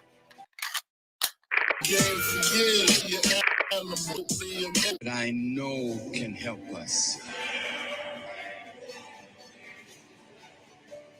And I thank God for Mr. L. Ron Hubbard. But end of the day, bro, test the time, bro. We've been around forever and more, bro. We're not going nowhere. It's never gonna happen. I don't care what these dudes talking about, bro. Everybody invented a 40-day fast, but nobody want to give love to Elijah Muhammad Hadid to live. Every time you go to the supermarket without the electrician grocery shopping list, it's like putting a loaded gun to your head.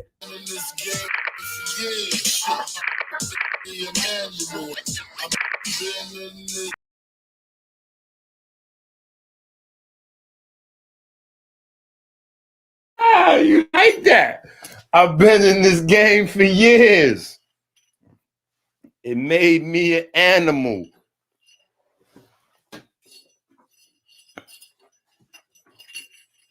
It's rules to this shit. I wrote me a manual.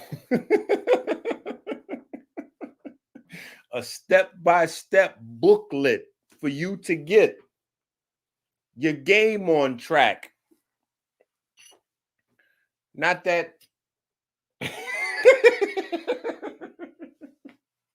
But no, listen. It's important to know this. It's important to know this. I got so many questions from Zip video that I did have to do a small chapter. I had to do a small chapter on milk.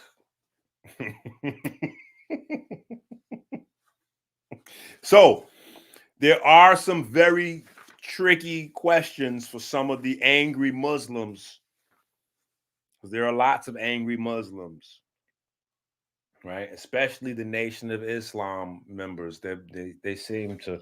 I got some death threats from them, a week before last. So, I have some questions in here. Should they happen to turn to page, what would we say, 220? Yeah, we go to 219. Let me go to page 219. We start asking, we get 5 coordinates. If you're not with the if you're not with the team hormesis and the soul crab, you may not understand our coordinate system. But our coordinate system is page number, paragraph, sentence, word, letter, etc. So that's how we give the reference.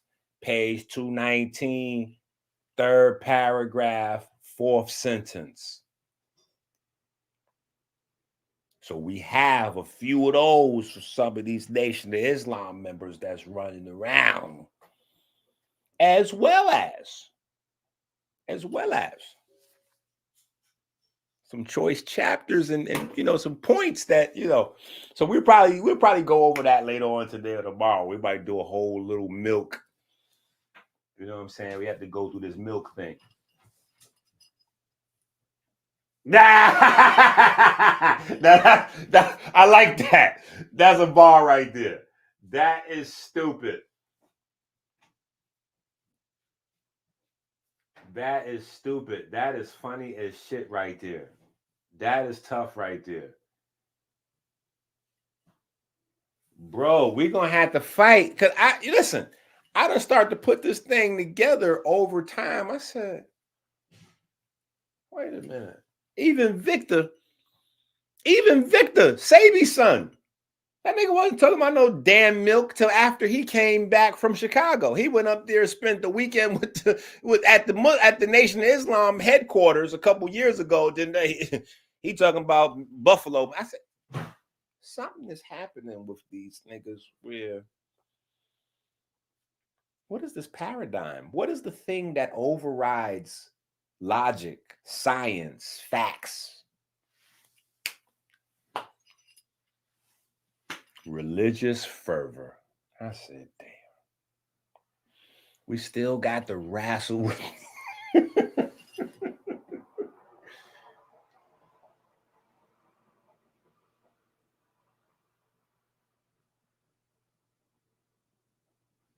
bro. That's a fact. That's just like the I don't drink tap water. Let me get a soda. Like, yeah. No carbs. I'm on a no carb diet. I just want me some steamed broccoli. Okay. I'm doing no carbs. So I'm going to take me a plate of cabbage and I'll take some kale. Give me the kale. I'll take the kale. Yeah, give me the kale. And I'll go ahead and I'll have me a steamed broccoli because I'm committed to this no carb diet right now.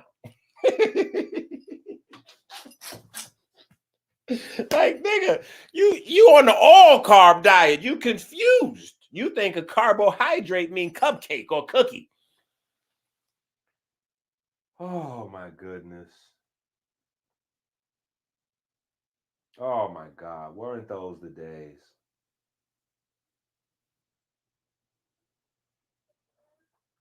Bro, listen. Listen. I have people that watch me only that get very frustrated when I spend these, weeks or whatever, kind of rooting, dealing with other things. Like, EnQi, why don't you just stick to the information? I'm like, okay, you guys don't understand how by me addressing specific people like head on is me trying to save you time and money. Because what happens is, what we could be doing is constantly getting pushed back because we can't move forward, because half the people in our group are also moonlighting and listening to KT tell them that they need to put honey in their eye and drink urine at nighttime. Or the other half, the niggas listening to Yaki tell them that humans not designed to drink water. Or some of these niggas done listen to Jack Cruz and they, oh, EnQi, I done hacked my mitochondria with my leptin. So, so I have to constantly spend a lot of energy re-educating people that filled up their brain with misinformation.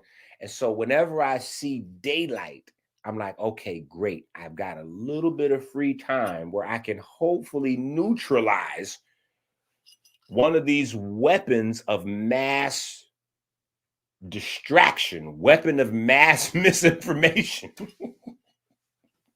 I feel like Tom Cruise in Mission Impossible, trying to fucking, like, I'm strapped to the nuclear bomb, headed to the sun, and I gotta untie myself and fly back with like a gum wrapper and a rubber band. Like, this is how it is right now. Like, people don't, like, if I say it, you won't even recognize that I'm really saying the truth. Like, if I say, right,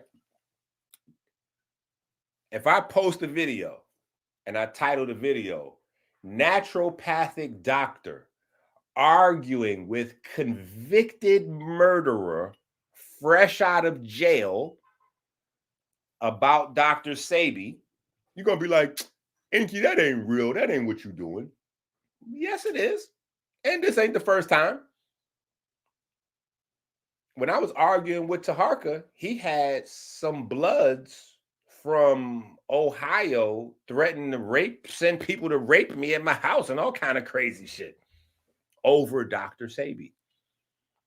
You know what I'm saying? I done argue with medical school students, police, convicted killers. The crazy shit is we argue about lettuce and milk and all, like, I just can't write a better story. Like, my life is crazy. I just thank you guys for hitting the Cash App, staying on the Patreon, because sometimes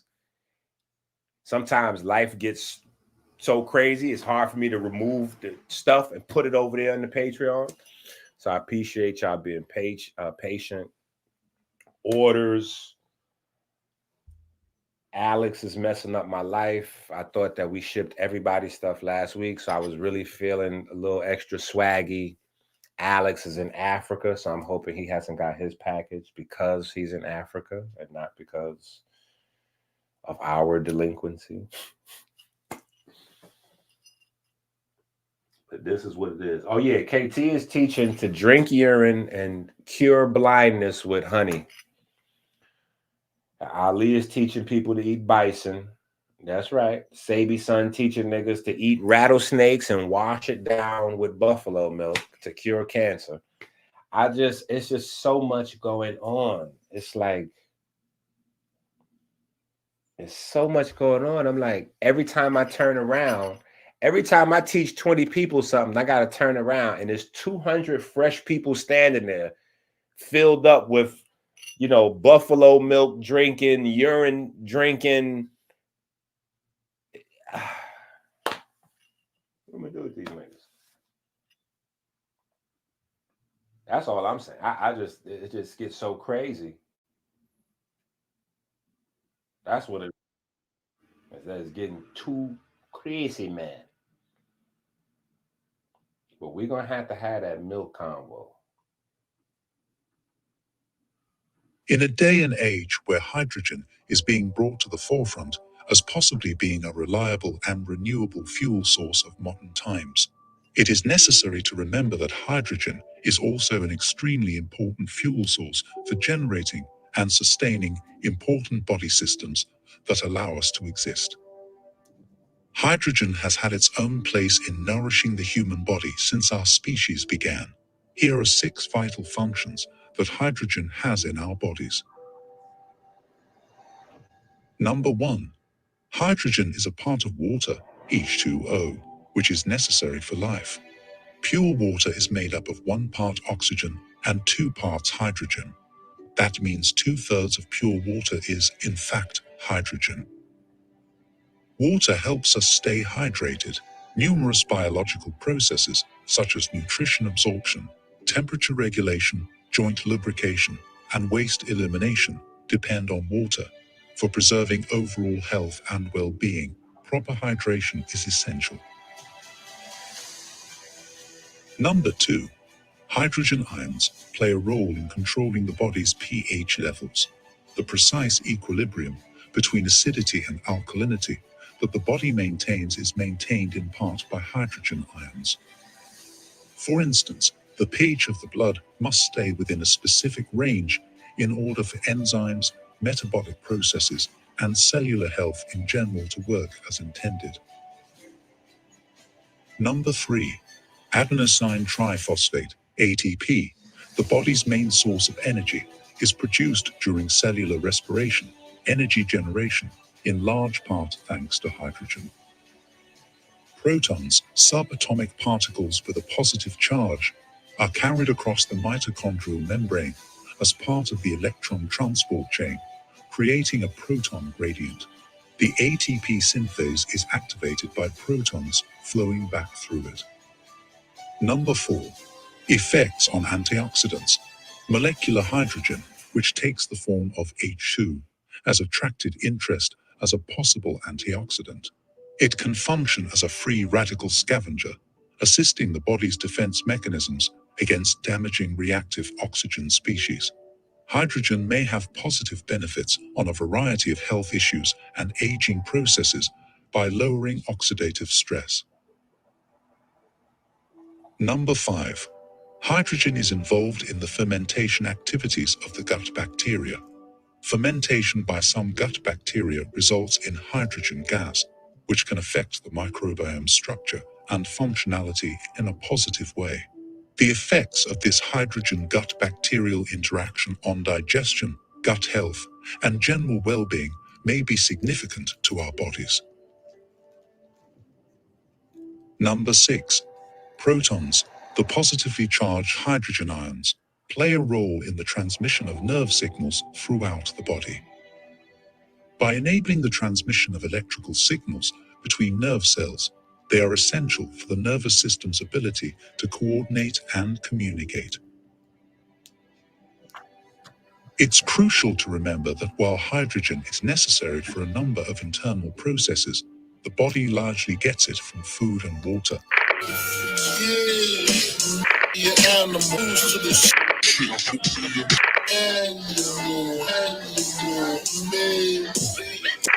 I've been in this game for years. You're animal. I've been in this game for years. Be an animal. I've been in this game for years. Maybe an animal. To the shit. Animal. Every time you go to the supermarket without the electrician grocery shopping list, it's like putting a loaded gun to your head. Stop playing Russian roulette with your life. Help us make America great again. Learn how to save time. Learn how to save money with the electrician grocery shopping list on Amazon now. Go to Amazon now. The life you save may be your own.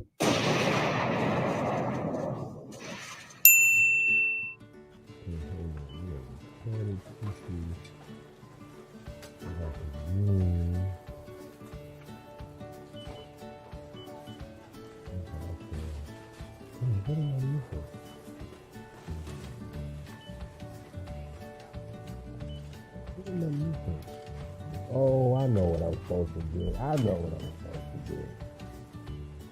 Good, good thing I have my grocery shopping list. Don't leave home without it.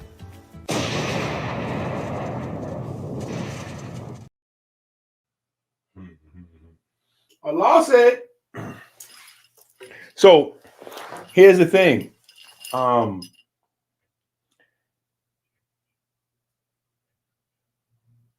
Hold on, where's that comment? Okay, here we go. Boom. Because eating plant-based isn't the only way to heal the body. It's 2024. We all know that now. That is incorrect, love.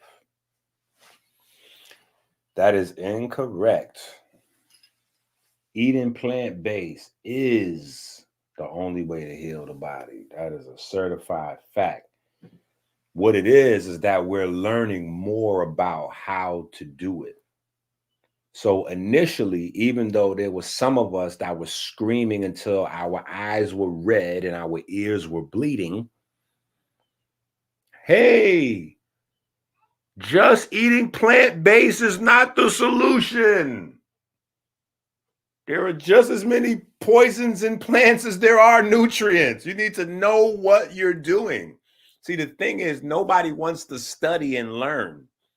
Everybody wants to put their health on autopilot so they could get back to their effery, right? We want to get back to our ratchetness, whatever that is. If we like to go out to the clubs, if we like to roll blunts, if we like to race cars, drag race, smoke cigars, like whatever our thing is that's not good for us that we enjoy, or whatever those things are, we don't want to hear to stop those things. Like if we smoke cigarettes, we already know cigarettes bad. We tired of hearing people that tell us to quit them. We want to smoke our cigarettes. Let me smoke my cigarettes. Okay. So when I started putting together stuff, my first thing was to complement vices. Complement vices. You know what I'm saying? So, okay, for the smokers that ain't going to stop smoking, this is how, that was like the first thing that I wanted to do with my mixture of sea vegetables. So whether you're a cigar guy, cigarette guy, blunt guy, pipe guy, vape guy, whatever guy, if you're doing a jar to 2 jars of Blue Magic a month, that's going to add years, maybe even decades, possibly back onto your life. Because it's going to be scooping out the tar that you're putting into your lungs while you're putting it in. So as you put it in, it's going to be scooping it out. Right? So,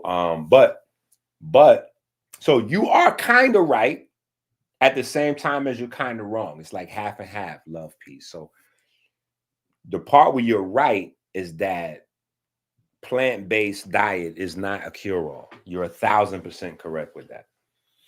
But if we say plant-based diet is not a cure-all, and so then we use that to return back to the barbecue chicken, you see what I'm saying? So we can't phrase it like plants are not the solution. It is the solution. It's just first we have to get rid of plant-based. We have to throw that out. That is a very tricky game that they played on the illiterate population. Okay? Plant-based. Plant-based is fake. That's not a real thing. Okay? Plant-based is fake. It's not a real thing. It's just between us here at the family. When we talk to other people, we say plant-based because that's what, so they know what we're talking about. But we know, we know plant-based is fake. Plant-based means processed. That's how you take a flower and make it look like a turkey. That's how you take a flower and make it look like orange juice. That's how you take a flower and make it look like chicken, make it look like turkey, taste like bacon, melt like cheese. That's how you take a flower and turn it into all these other things. You got to process the hell out of it. So the whole industry that took over. So let me give you this quick history of how this went down. So the corporations and the pharmaceutical companies together. The plant-based movement coming out of the 70s was not something profitable for them. So they fought it, obviously, right? Variety of ways, bad info, misinformation, yada, yada. People still persistent going down plant-based road. So the corporations fight it as long as they can, right? Right up until the point where they realize they cannot stop this revolution. They invest. And so now the meat and dairy companies invest in the plant companies. And when that happens, the meat and dairy folks, they don't really know enough about vegan stuff to start messing around. So they gotta buy these businesses and keep them running as they've purchased them, because they can't veer off to the left or the right because they don't know what they're doing enough yet. You know what I'm saying? When you just playing basketball, you just first start, basic layups for you. You got to play basketball for years before you start 360 dunking it and all that. So they just buying these companies. They can't mess around. They can't show out. They got to just keep it how it is.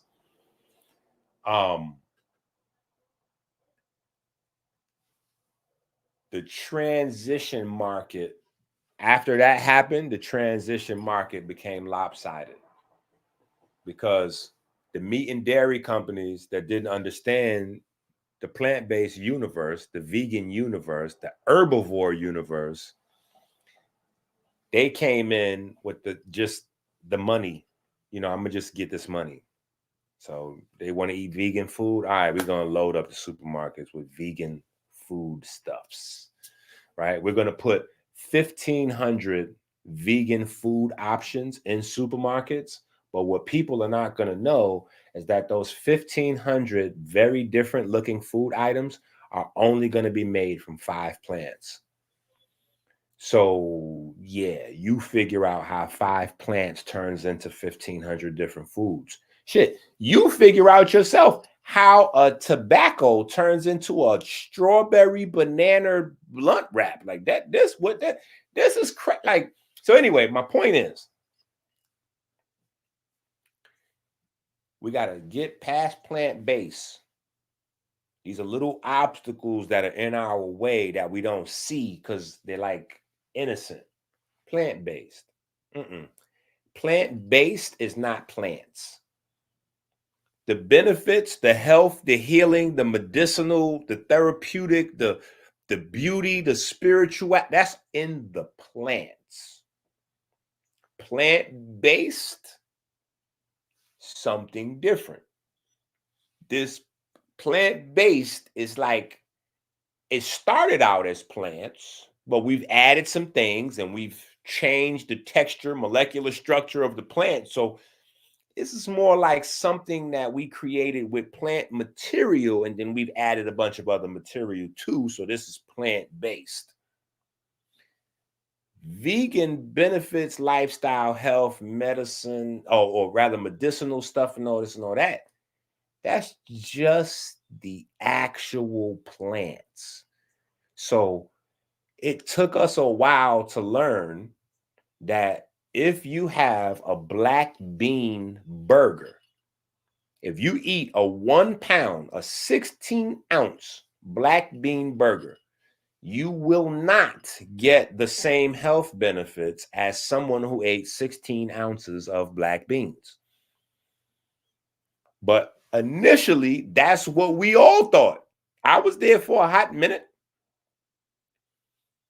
I'm like, yeah, you crazy?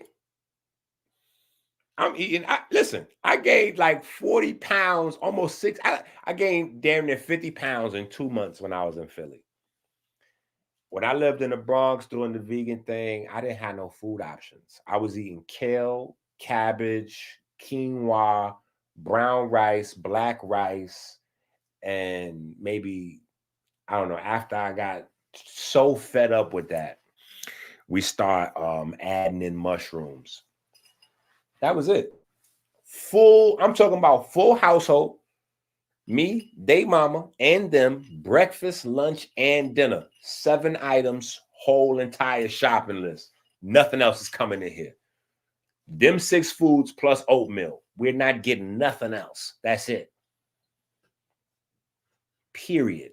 And we ate like that for a long time, bro. I'm telling you, when I moved to Philly, oh my God.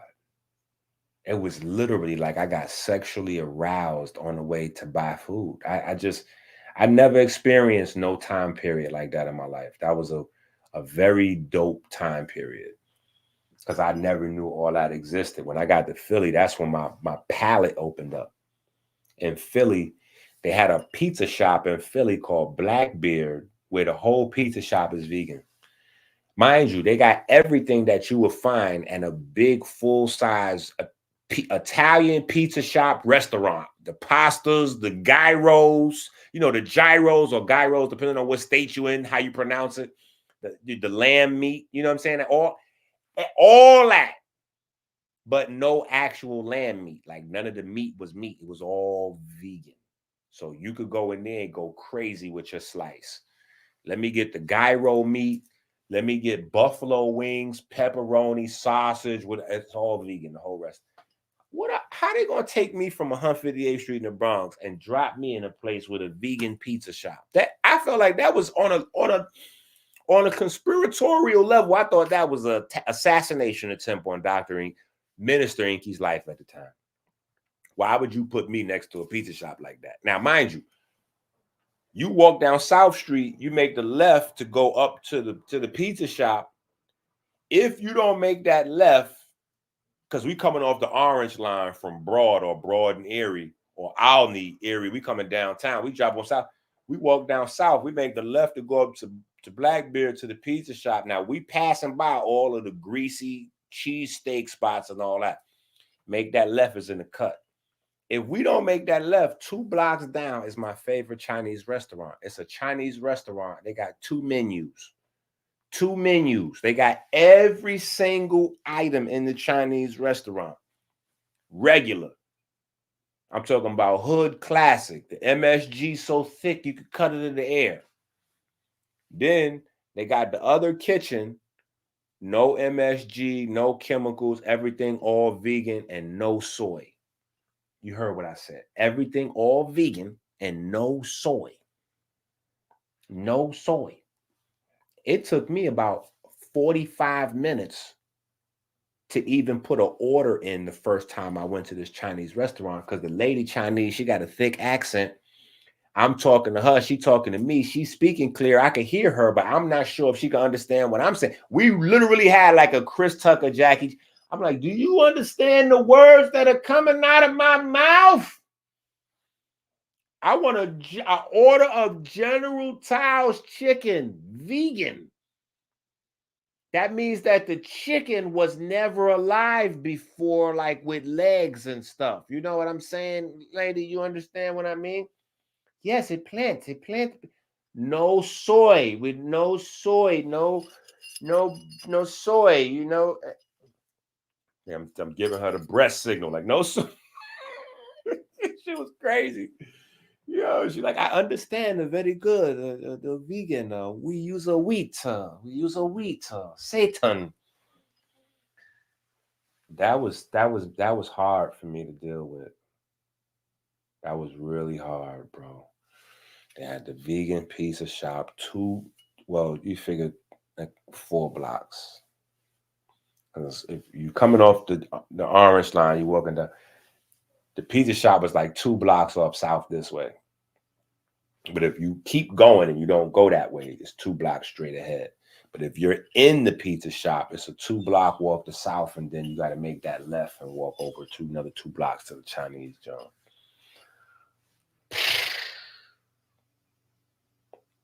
And then me and Abundance start coming around. Oh my God. Abundance start coming around too with the drop squad. Oh my God. I never had that much vegan options. I didn't even know. And at that point in my mind, there was no reason to not be vegan. I didn't understand. I was like, if you had to do it how I had to do it, I could understand, especially if you got children and they ain't with it and they not really disciplined like that, and you got them niggas eating Fruity Pebbles and all kind. You ain't gonna be able to do this. This is gonna be too tough. You ain't gonna be able to switch them to eat no quinoa and lettuce and all like they ain't. But Philly, I'm like, y'all got everything. Everything is regular here. There's no reason you don't have to switch anything. Everything is regular here. That's when I had my first vegan Thanksgiving. Like I've had vegan Thanksgivings, but that was my first vegan Thanksgiving where we didn't miss nothing. My first few vegan Thanksgivings, we were starving. We didn't really enjoy it. Philadelphia, now I'm like, oh, so we don't have to miss nothing? You telling me it's potato salad and mac and cheese and they just got wait. They got a turkey? I said, oh my goodness. You know what I'm saying? So you slip into that transition, fool, because the transition, it's like the dream come true. You thinking, man, this is all of the ratchet, like these are all the tastes that I'm addicted to, but somehow these are healthy. And the problem is because we let the corporations come in and confuse us with the marketing. So now we start to think that word natural means healthy, or we think plant-based means healthy. No, they're just telling you the material. They're just telling you the source. Nature doesn't mean healthy. Nature makes poisons. Bleach is natural. Ammonia is natural. Yeah, they make atomic bombs out of atoms. Those are natural.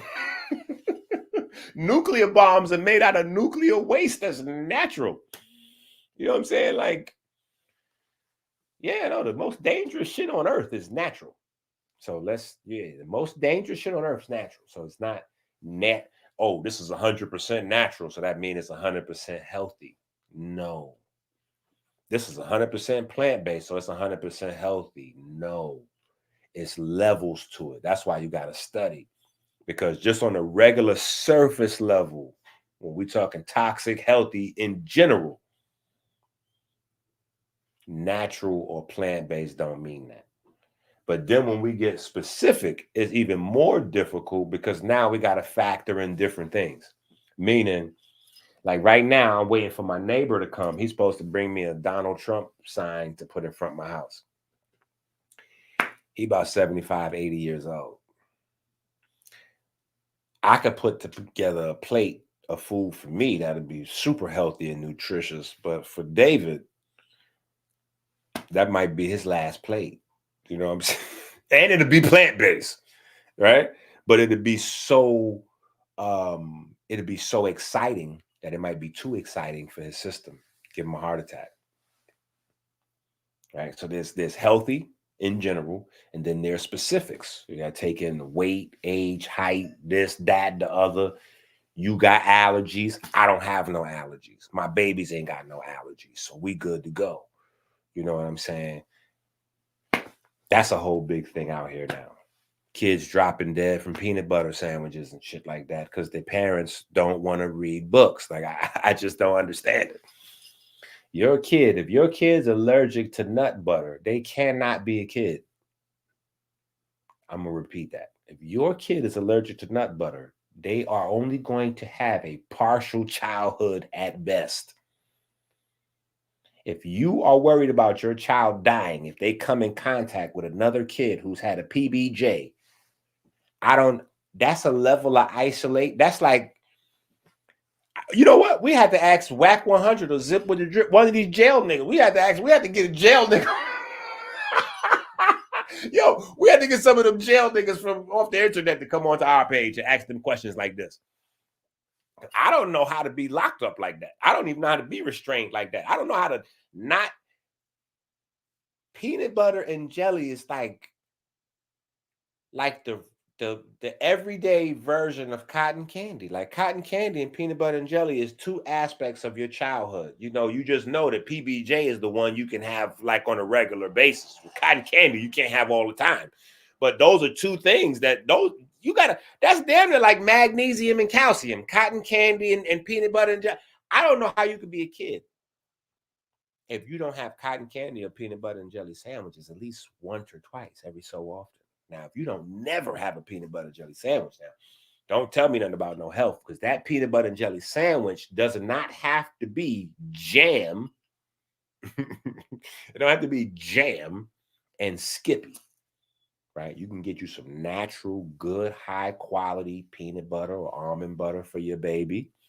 And then you can get you some blackberry preserves or some grape preserves if you want to take the jelly or the jam experience to a higher level, and get them some good high fiber bread, and they can have a high density nutritious PB&J. But PB&Js should happen.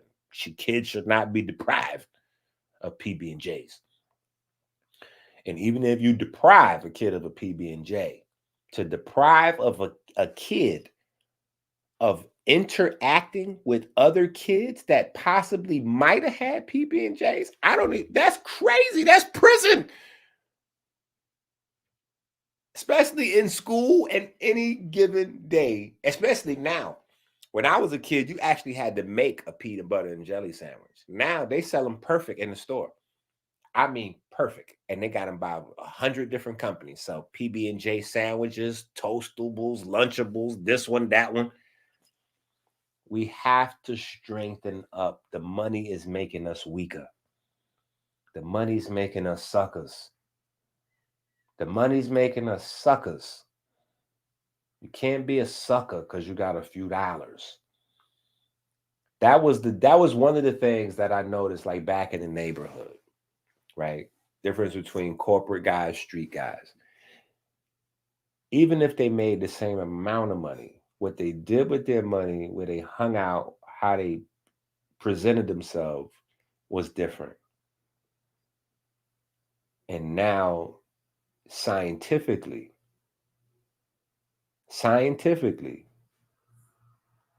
the quote unquote Carltons are ruining their bloodlines. We got to get back to the Will Smiths. And please don't add a pause no diddy. In fact, I don't even do pause no diddies no more. I'm doing pause no zippies. That's what we doing. Pause no zippy. Pause no zippy. So everything low vibration, right? And it's not even a gay or straight thing. Just anything low vibration. We're gonna charge that to zip. And the guys like zip. You know what I mean? The 40-year-old niggas playing Xbox 20 hours a day talking about jail is fun.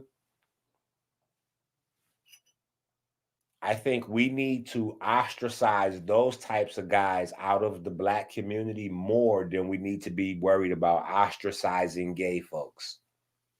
Just my opinion. Just my opinion. I'm more worried about the 40-year-old guy that seems really cool to my son that's saying jail is fun than the guy who wants to do something kinky behind closed doors. Just saying. Legally. Right? Now you get into the puff thing. I don't know. We got to figure that out, but I'm just saying. Just saying. So pause no zippy. Yeah, I'm doing the pause no zippies.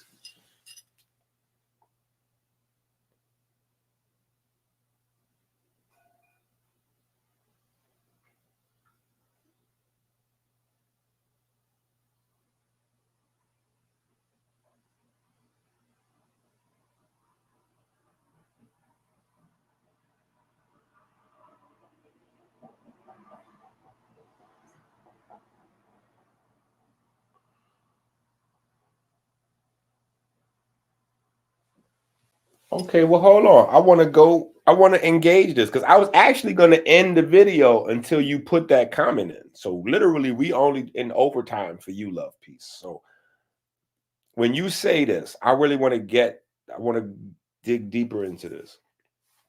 When you say this, I want to understand what you're saying because we could be arguing over semantics, right? Or disagreeing over semantics. And what I mean is, there's a way for me to read your comment and go, plant-based is only diet isn't the only way to heal the body. And I could go, okay, well, I think you agree with what I was just saying.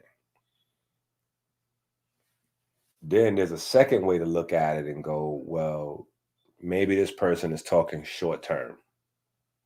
Maybe Love Peace means if something is wrong with you, you can still heal your body while eating meat and dairy. If you're saying that, I also agree with you. Right? Might catch you as a surprise or other people as a surprise, but we all know people that eat meat that get sick and then heal. Like, it's not like if you catch the flu after you had a Frank, you're gonna drop dead. You know what I'm saying? Like, or you eat a steak and then you get diabetes and but no. So, but here's the thing. The third thing is if you're saying that there are nutrients that are in dairy products or animal products that could heal a person faster than plants could, not plant-based stuff, plants, I would say that's incorrect because there are no medicinal or therapeutic nutrients that have been identified to this day, October 1st, 4/26 Eastern Standard Time, in animals that we cannot either create ourselves in our own body or that are not in the plants first. That are not in the plants first.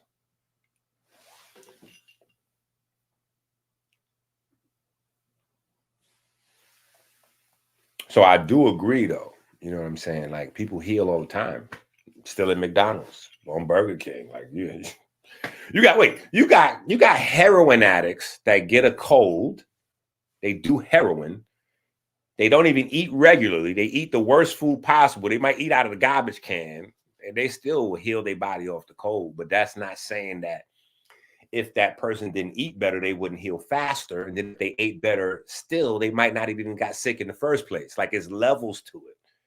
So that's why I'm saying sometimes with chat, it's not necessarily you wrong or I'm wrong. It's just a matter of interpretation with communication.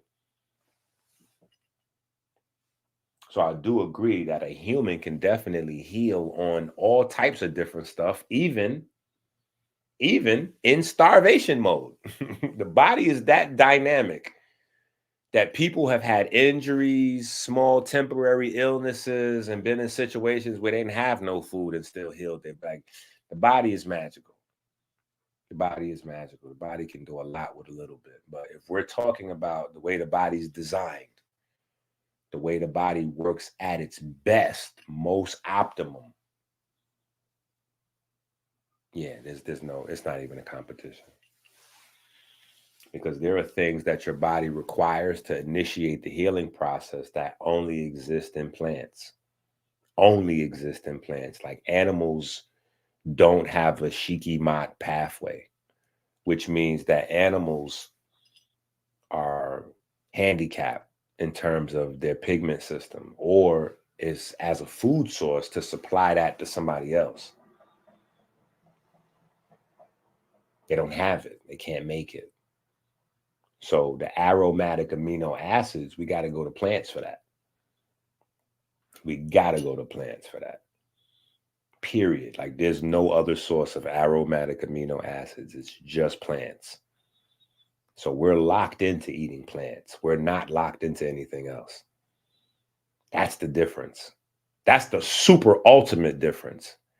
Like if meat, like if we could never eat animal flesh again, we would survive with no problem, no difference. We wouldn't even notice a beat. But if we were not able to eat plants ever again, we would die shortly. We would go extinct, this planet. Because most of the nutrients, and this is where some of the conversation falls short, right? I was having this is a little while ago, but I was having a back and forth with one of my brothers, you know, that I work out with, but he's a meat guy, you know what I'm saying? And we going back and forth for weeks with this meat versus plants thing, right? And it just dawned on me one day. I was like, yo, this is crazy. I can't believe I didn't hit him with this yet. So next time I see him in the gym, we get back to our, you know, our convo, we talking our shit or whatever. And I ask him, I say, well, let me ask you this. Let's take the convo a step further. Let's not have the convo as things are. Let's go all the way further with it. Let's say we remove all the plants from this planet. How nutritious would the meat be? He was like, what do you mean by that? I said, you know, most of the nutrients that are in the animals that even give you the footing as a meat eater to create a debate with a plant person is because the animal you're talking about to provide your nutrients has been eating plants or has been eating other animals that have been eating plants. But if we should remove the plants from the equation altogether, most of the nutrients that you think you can get from an animal, you won't be able to get them from the animal. Because the only reason a lot of the nutrients we can use are in animals is because we got the food chain. But the food chain is all plants, period. In the water and on the land. Starts there. After that, then you got the little tiny creatures that eat the plants, getting eaten by the medium creatures, getting eaten by the larger creatures. but there's not new nutrients being added to that line. So when the little creatures eat the plants, they get the most nutrients. When the medium creatures eat the little ones, they get whatever's left over that the little creature's body didn't use up yet. So all the nutrients floating around that the little body didn't use, now the medium body has. Now, when the larger animal eats the medium one, guess what? Well, the small one took some of the nutrients out, the medium one taking some of the nutrients out. Now the large one getting the leftovers from the medium one that got the leftovers from the small one. And now you're going to come get the large one because the large one is going to be the big animal to feed the family. So now you're going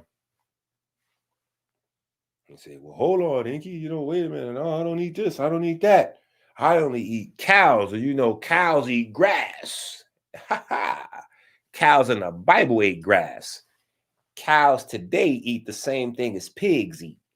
Damn near every animal on the farm eating slop. Some of them animals eating other animals. Some of them animals eating themselves. They eating cows eating cows, pigs eating pigs. It's crazy now. It's crazy now. So, yeah, if we're getting philosophical with it, or we're just trying to emphasize the idea of optimal living, is going to start and end with plants. If we come out of the generalization of humans in general and we get to people specific, then there might be instances where it might be better for you to have some meat in your diet or whatever the case may be per person, right? And then there's the matter of, are you white? Are you black? You know what I'm saying? Do your roots go to a cold climate? Do your roots go to a hot climate? Right? If your roots go to a cold climate, then chances are you're going to need some meat every so often. Whereas somebody that's from the equator, different enzyme sets, they might not need those. It's different. Everything is, but when it comes down to it, we can survive just humans on this planet with no other animals. Outside of obviously things like bees and things that are required for the plants to grow. But if we just have plants as a food source, we good. We can get all our food from there, all of our textiles from there for construction, energy stuff, everything. We don't even need the fossil fuel. We good. We got everything.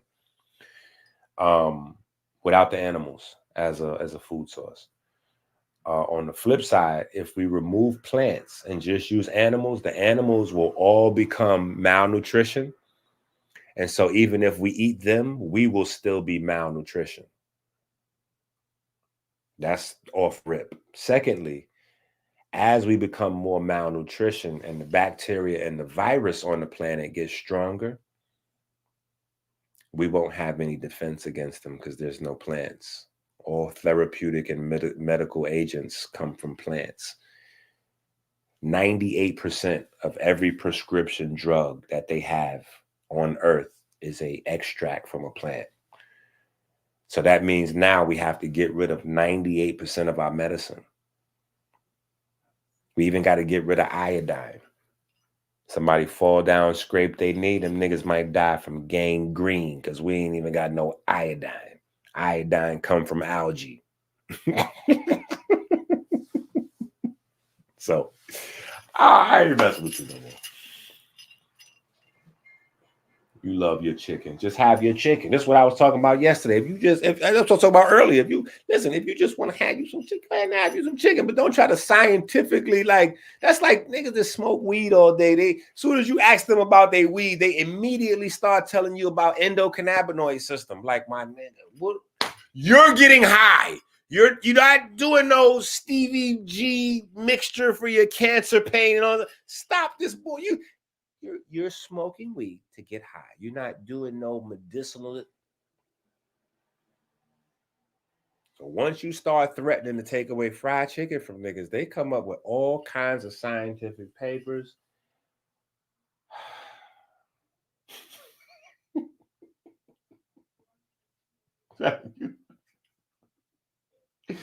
It get crazy. They're not just gonna give up. Listen, they're not gonna just give up that damn chicken. Allah said, and it's translated that Allah said in the Quran that He. Hey, let me ask you something, Love. If you're still watching, because Love might have tapped out. Listen, Love, let me ask you a question. Actually, here's a question for the chat room. I want to ask y'all all this question and see how there's no right answer. Well, technically, there's no right answer. Just answer it how you feel answering it. Knowing that once a month, a woman gets rid of her unfertilized egg, and it's called a period, right? When a female gets rid of her unfertilized egg, it's called a period, menstrual cycle, right? My question to you, Love, is this. If you go to the supermarket or a restaurant and you get some eggs from a chicken and you eat some chicken eggs, right? You can eat them, obviously, because they're unfertilized. Are you actually eating chicken, period? If unfertilized eggs are period, are you eating chicken, period, when you eat eggs? And if it's cool to eat chicken, period, would you feed yourself, your husband, your child, your mom, your loved ones, human, period? So that's my question. If it's okay to eat chicken, period, why don't we eat human, period? Now, that might sound like a crazy question, but I want the answer.